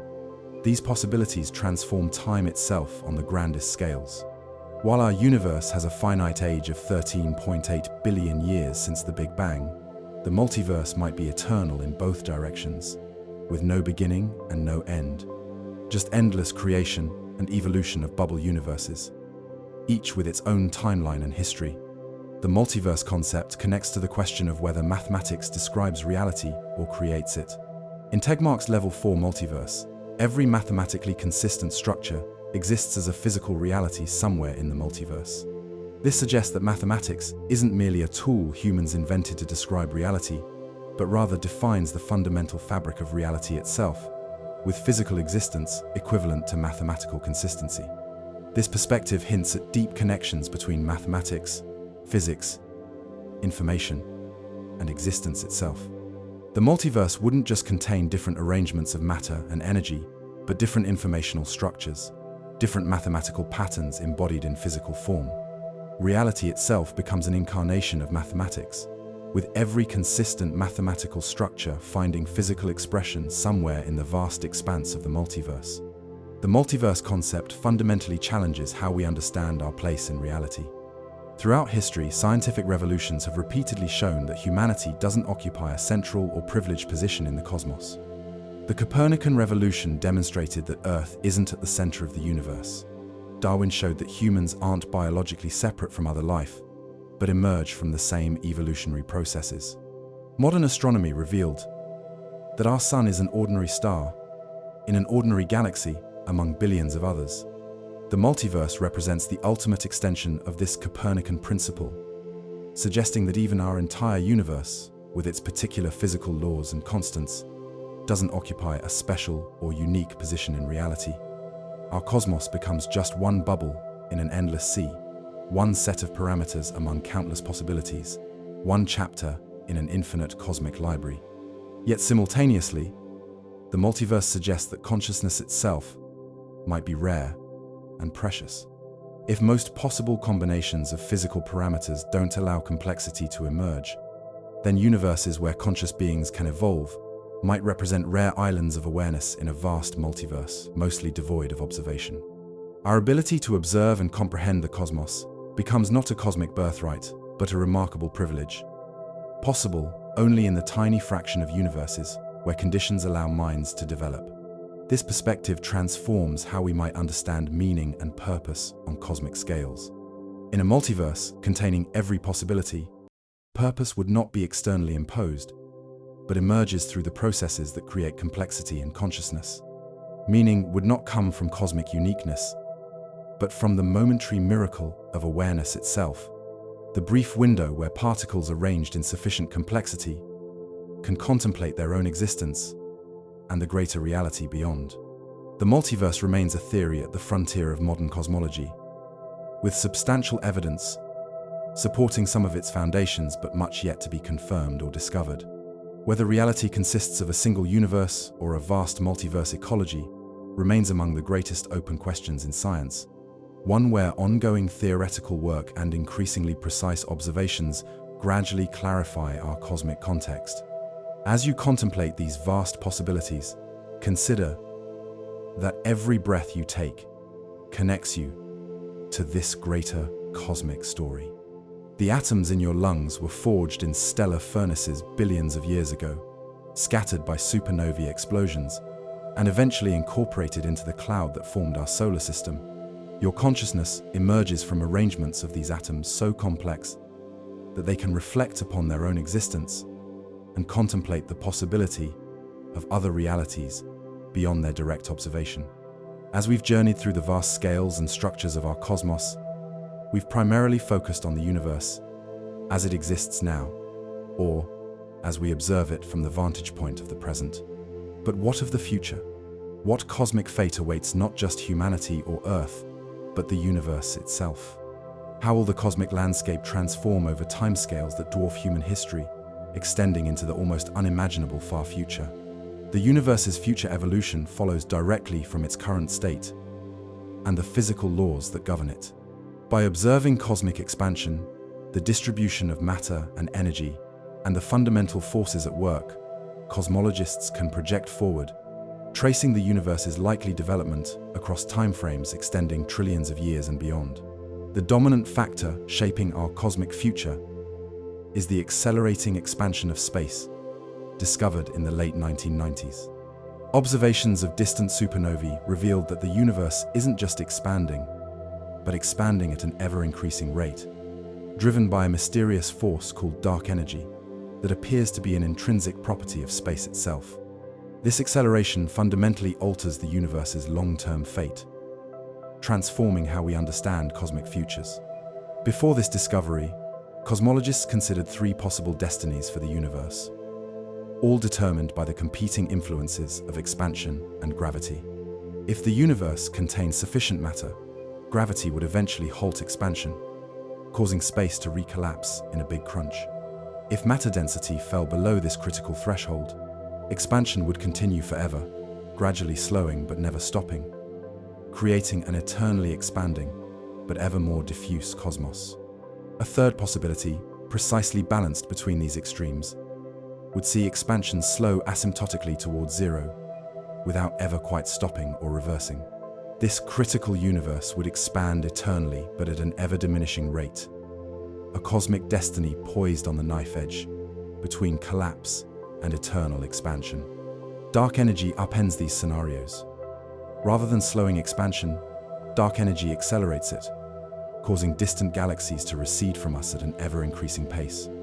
This acceleration creates a profound limit on what we can ever observe or influence, as regions beyond a certain distance recede faster than light can travel toward us through expanding space.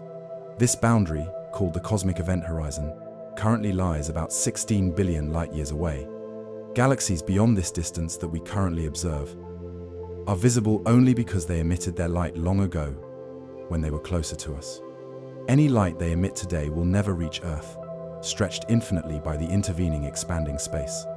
As cosmic acceleration continues, this horizon contracts from our perspective.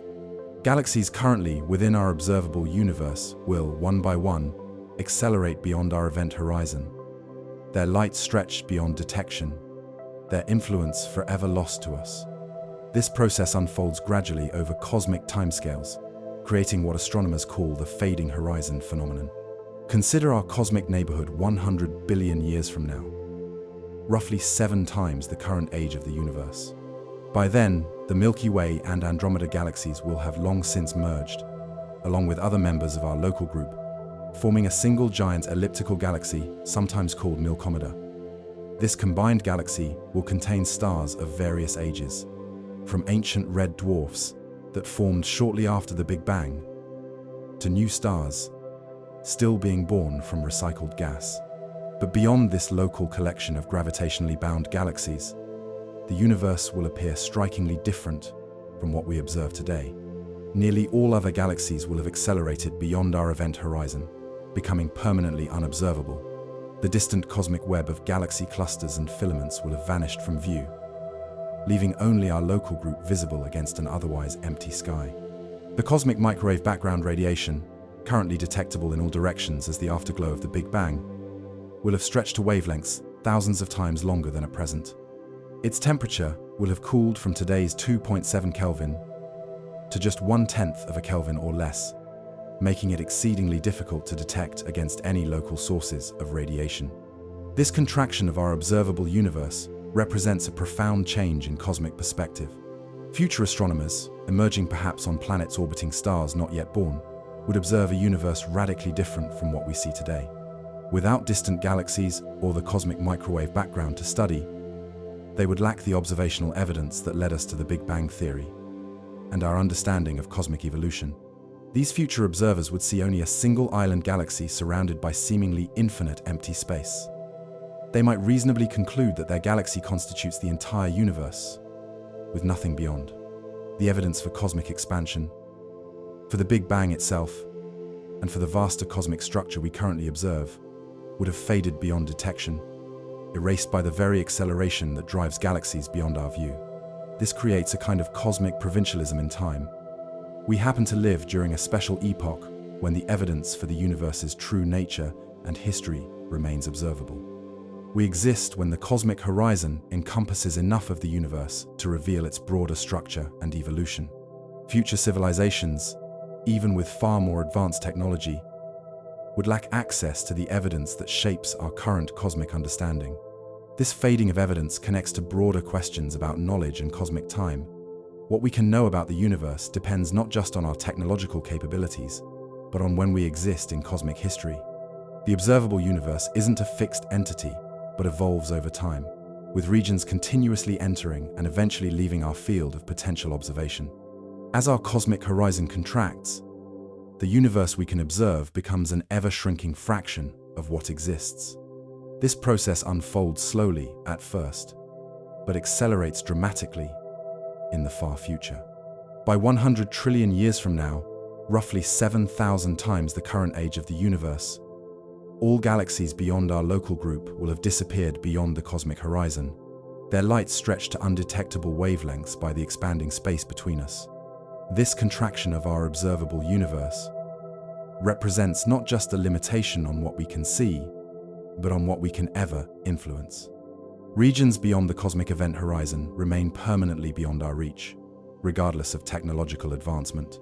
No signal we send, no probe we launch, no information of any kind can ever reach these regions, as space itself expands faster than anything can travel through it. Yet, even as the observable universe contracts from our perspective, the actual universe continues expanding at an ever-accelerating rate. The regions that slip beyond our view don't cease to exist, but continue their own cosmic evolution, forever disconnected from our potential observation or influence. The universe grows ever larger even as the portion we can observe grows ever smaller. This creates a paradoxical situation where cosmic time drives simultaneous expansion and contraction. Expansion of the actual universe and contraction of the observable universe. From any given vantage point, more of the cosmos continuously slips beyond the horizon of potential interaction, creating increasingly isolated islands of matter in an otherwise inaccessible expanse. Consider the implications for hypothetical advanced civilizations in this far future. A civilization emerging on a planet orbiting a star born trillions of years from now would find itself cosmically marooned, able to explore only its local galactic environment, with the vast majority of the universe permanently beyond reach. Their cosmic horizon would encompass a far smaller portion of what exists than our horizon does today. Such a civilization might develop technologies far beyond our current capabilities, perhaps even approaching the theoretical limits imposed by physics. Yet they would remain unable to observe or interact with most of the universe, confined to their gradually shrinking cosmic neighborhood by the fundamental nature of accelerating expansion. This contraction of cosmic horizons creates a poignant asymmetry in knowledge across time. We can observe galaxies billions of light years away, seeing them as they existed in the distant cosmic past.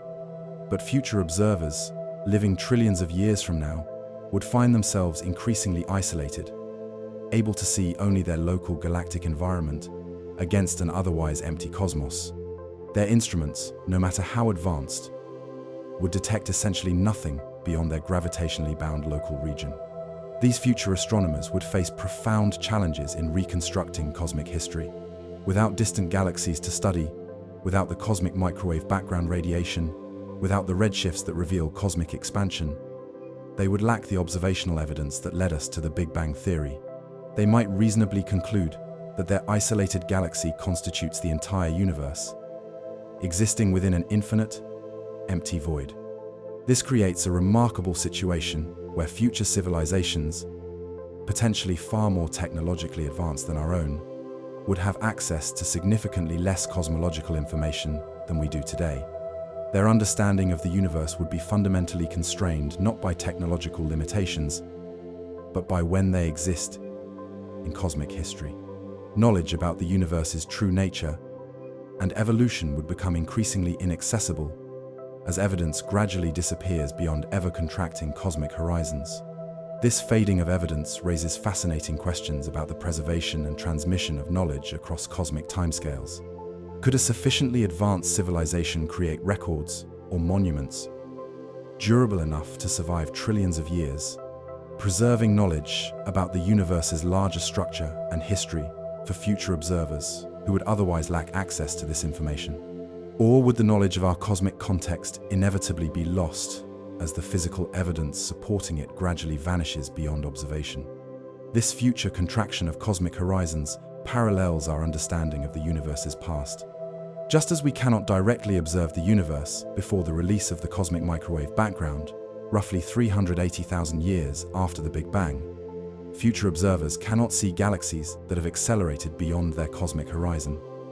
In both cases, fundamental physical limits restrict what can be observed, creating boundaries to potential knowledge. But the far future holds more than just this contraction of cosmic horizons. The universe's material contents will undergo dramatic changes as well, transforming the nature of cosmic structure over almost unimaginably long timescales. Stars represent ephemeral structures in the universe's lifespan.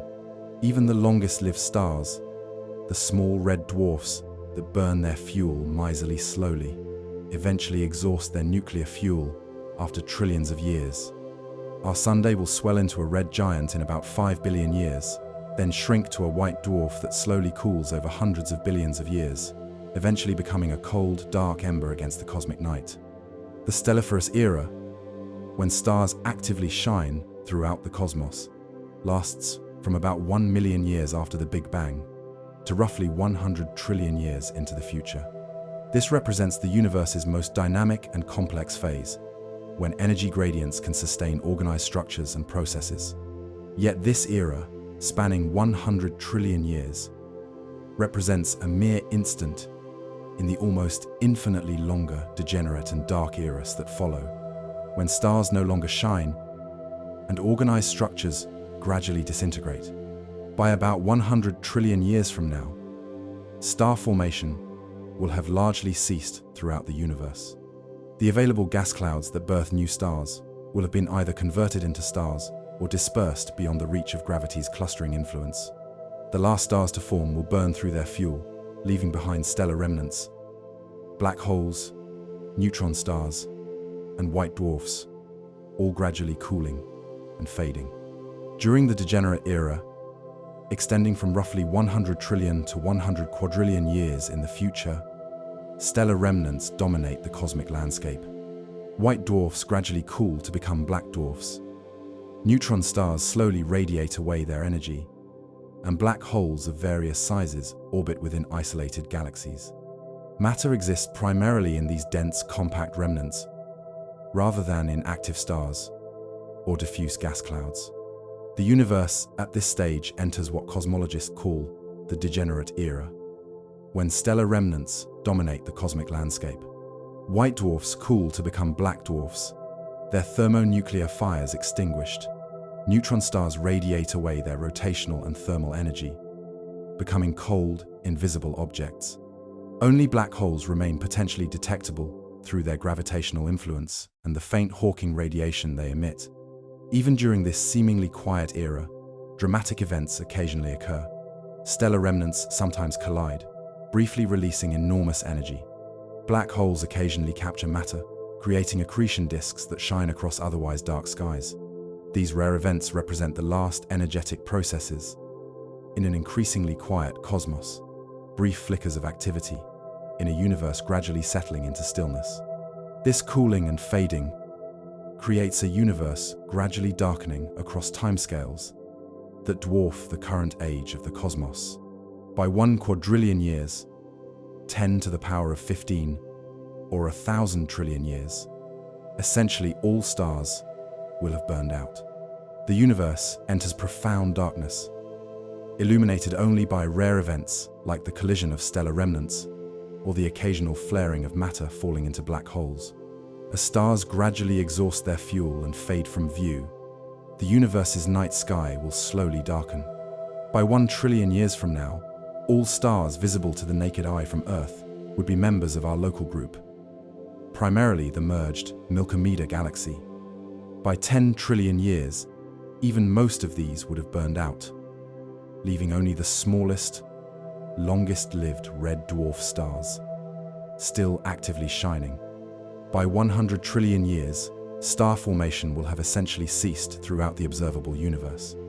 The remaining stars slowly exhaust their fuel and fade, leaving a cosmos illuminated only by the cooling glow of white dwarfs, the brief flashes of matter falling into black holes, and the rare collisions between stellar remnants. The universe enters a gradual, irreversible twilight, with darkness slowly descending across cosmic vistas. This darkening represents not just a fading of light, but a fundamental shift in cosmic energy flows. Stars represent localized energy gradients, concentrations of potential energy that gradually dissipate through nuclear fusion.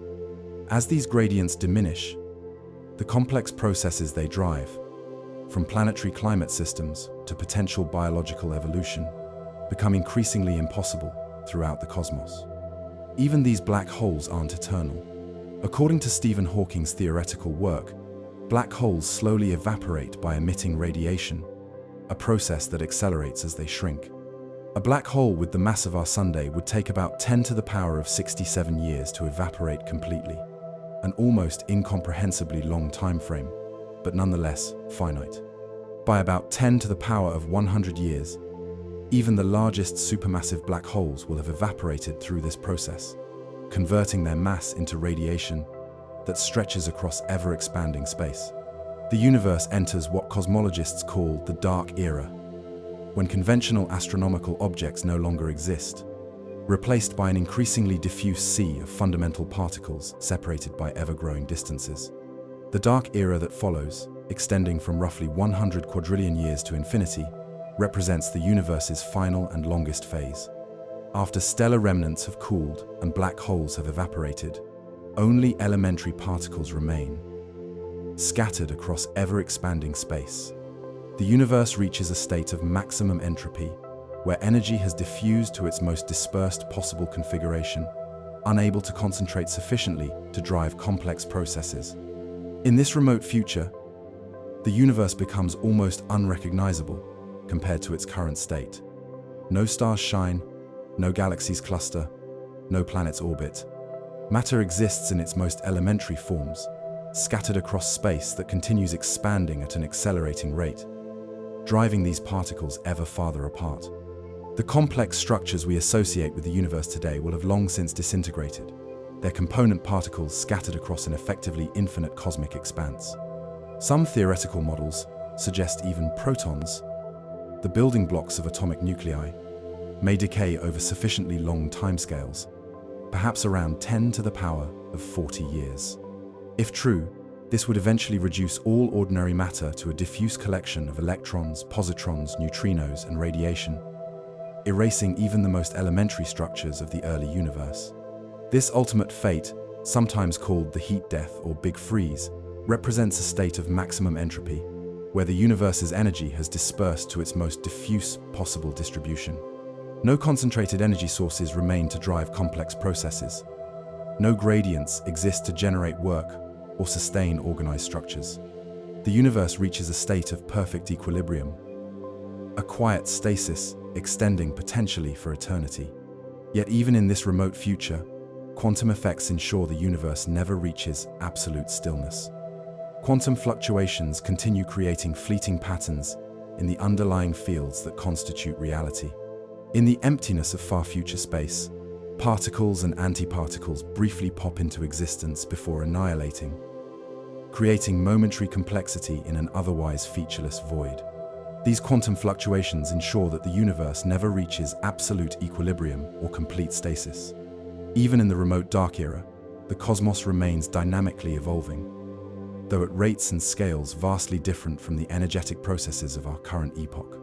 The universe doesn't end, but transforms into an increasingly subtle dance of quantum possibilities, playing out across essentially infinite time. Given enough time, even exceedingly improbable quantum fluctuations must occur. In the almost infinite temporal expanse of the far future, temporary concentrations of energy might spontaneously form through purely random processes. Most dissipate almost instantly, but the sheer timescale involved ensures that remarkable fluctuations occasionally emerge, perhaps even briefly recreating complex structures in isolated pockets of space. The acceleration of cosmic expansion continuously stretches the wavelength of all electromagnetic radiation traveling through space. Light from distant sources undergoes redshift, shifting toward longer wavelengths as space itself stretches during the photon's journey. As expansion accelerates, this redshift becomes more severe, eventually stretching even high-energy radiation to wavelengths too long to interact significantly with matter. This stretching creates a universe that grows increasingly transparent to radiation. By sufficiently remote future eras, even energetic gamma rays will have stretched to radio wavelengths or longer, creating a cosmos where electromagnetic radiation passes through vast regions with minimal interaction. Matter becomes effectively invisible to observation across significant distances, further isolating potentially habitable regions from each other. Some theorists have speculated about even more exotic possibilities for the far future universe. Perhaps new bubble universes might nucleate within the empty space of our cosmos. Perhaps the vacuum itself might eventually decay to a lower energy state, triggering a phase transition that rewrites the fundamental physics across expanding regions. Such possibilities remain highly speculative, but highlight the profound uncertainty that surrounds the universe's ultimate destiny.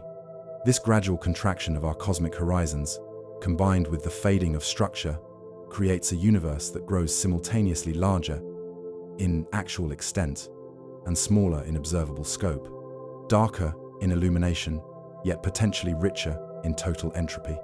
The cosmos expands forever, while the portion we could potentially observe shrinks continuously, creating a paradoxical future where more exists but less can be known. As you contemplate these vast futures, consider the tremendous privilege of existing during what cosmologists call the stelliferous era, when stars illuminate the cosmos, when complex structures like galaxies and planets exist, and when the universe's history remains written across the sky in observable radiation and matter distributions. We live in the universe's bright youth, when its structure and evolution remain accessible to observation and understanding. The organized complexity we observe around us, from atoms to planets to galactic superclusters, represents a transitional phase in cosmic evolution, a relatively brief window between the extreme uniformity of the early universe and the extreme diffusion of the far future. We exist during a special epoch when energy gradients can sustain complex structures, including the remarkable organization of matter that constitutes living systems and conscious minds. Our existence during this brief cosmic spring allows us to reconstruct the universe's past through observation and to project its future through theory. We can trace cosmic evolution from the Big Bang through galaxy formation to the present day and forward into the deep future where stars fade and horizons contract. This perspective across cosmic time represents a remarkable achievement of human understanding, allowing us to comprehend processes unfolding across timeframes that dwarf our individual lives and even our species' existence. As the universe will grow, yet feel smaller, the farther we go in time, the less we'll be able to see. The edge closes in. Throughout our cosmic journey, we've navigated vast distances, explored the universe's structure, and contemplated its possible infinitude.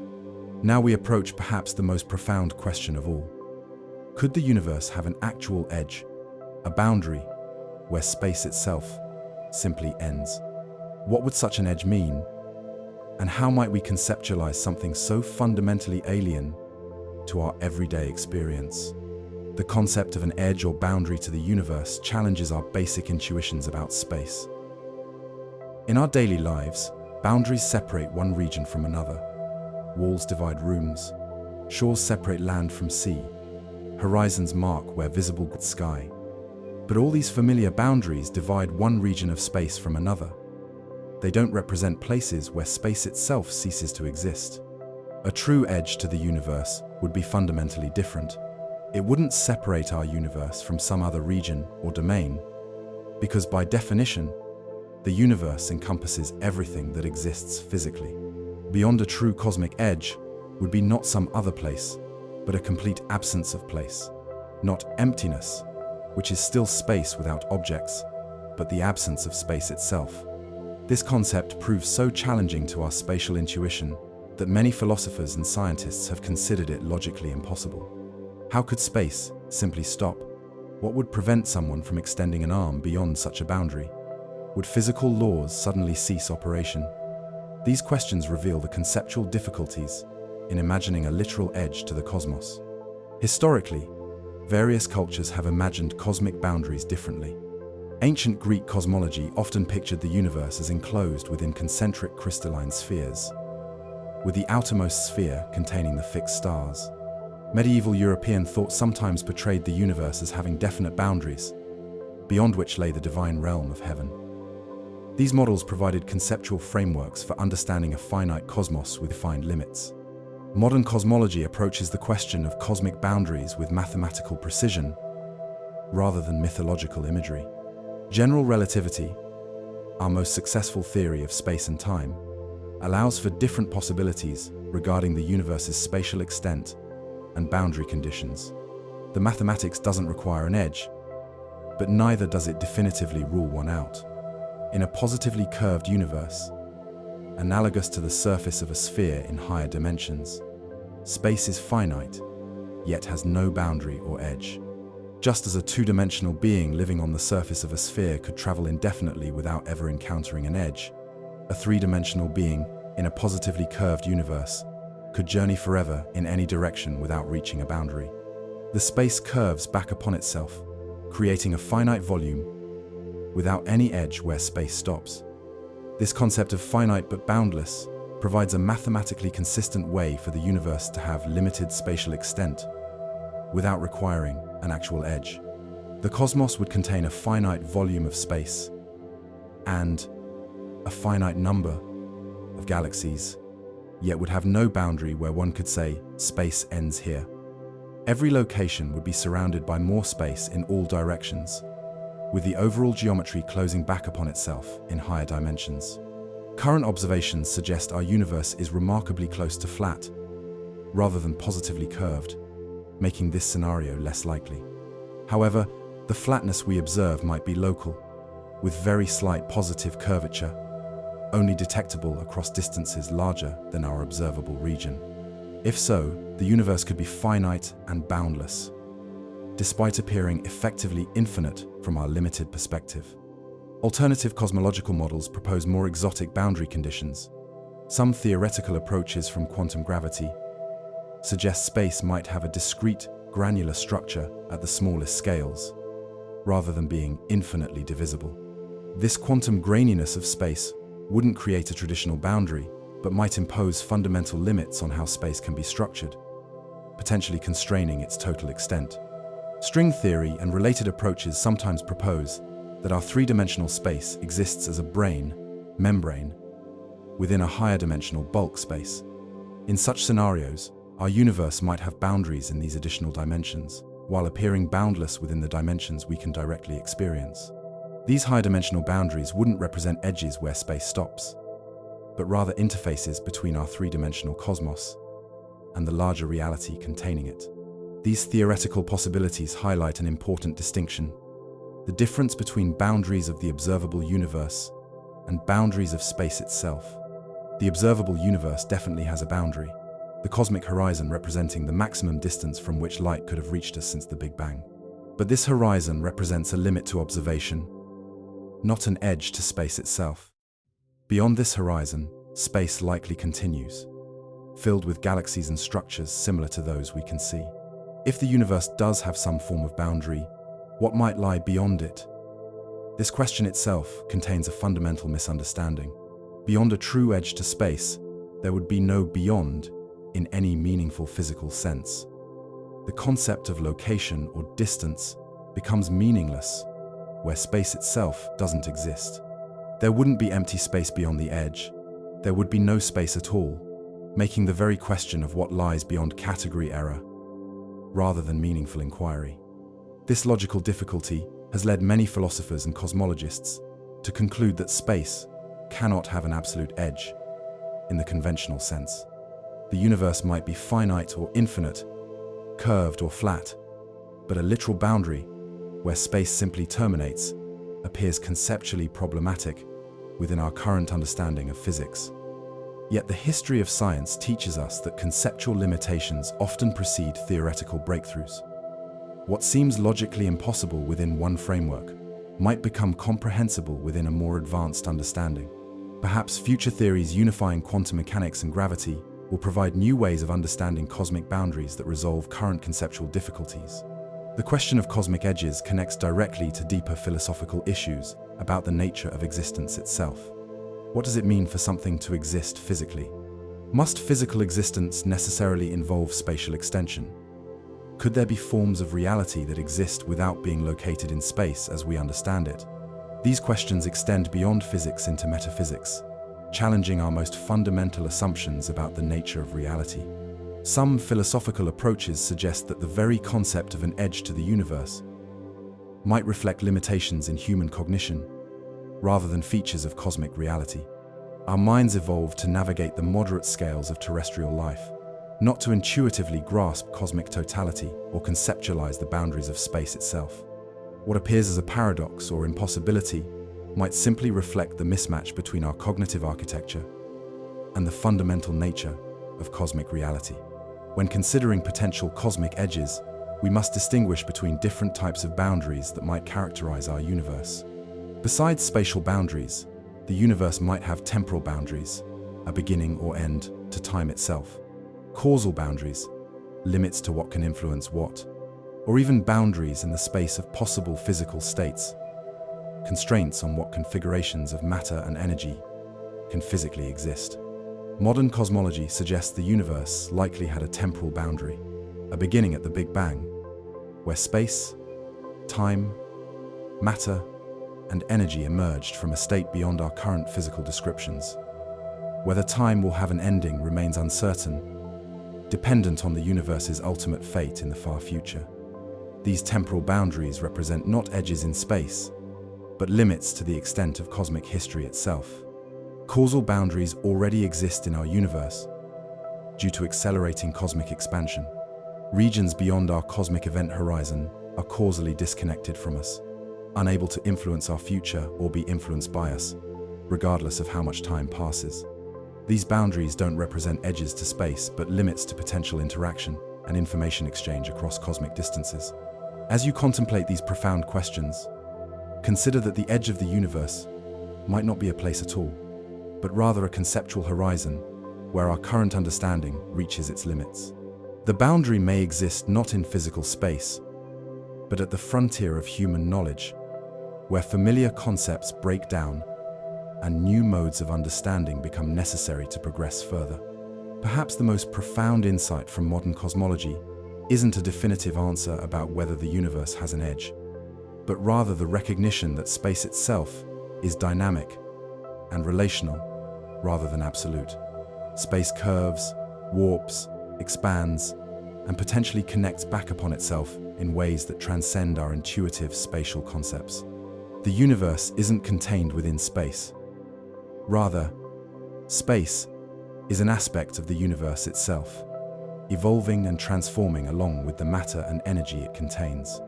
Philosophically, what does an edge even mean? No outside to space as we know it. If there's an edge, what lies beyond? Possibly nothing, not even time or space. To go beyond the edge, we may have to leave space itself. As our cosmic journey draws to a close, we find ourselves back where we began, gazing upward at the stars, with that most human of questions still resonating in our minds. How far does it all go? We've traversed enormous distances, from our home planet to the edge of the observable universe.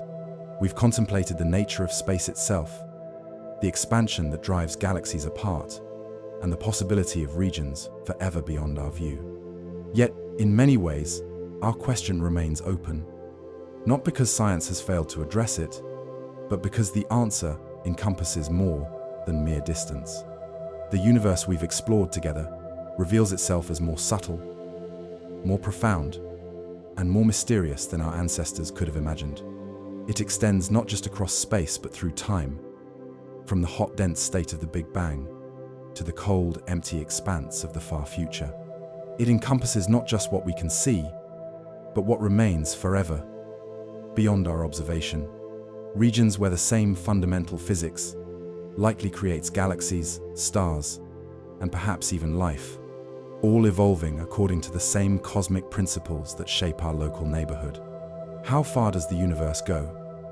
The answer depends entirely on what we mean by the question. In terms of observable space, our cosmic horizon extends roughly 46 billion light-years in every direction, encompassing hundreds of billions of galaxies, each containing billions of stars. Yet this vast expanse represents merely what we can potentially observe from our particular location at this particular moment in cosmic history. Beyond this horizon likely stretches more space, more galaxies, more possibilities, potentially without end. The actual universe may extend infinitely in all directions, a limitless ocean of space, populated by structures similar to those we observe locally. Or it might curve back upon itself in higher dimensions, creating a finite yet boundless cosmos, with no edge where space stops.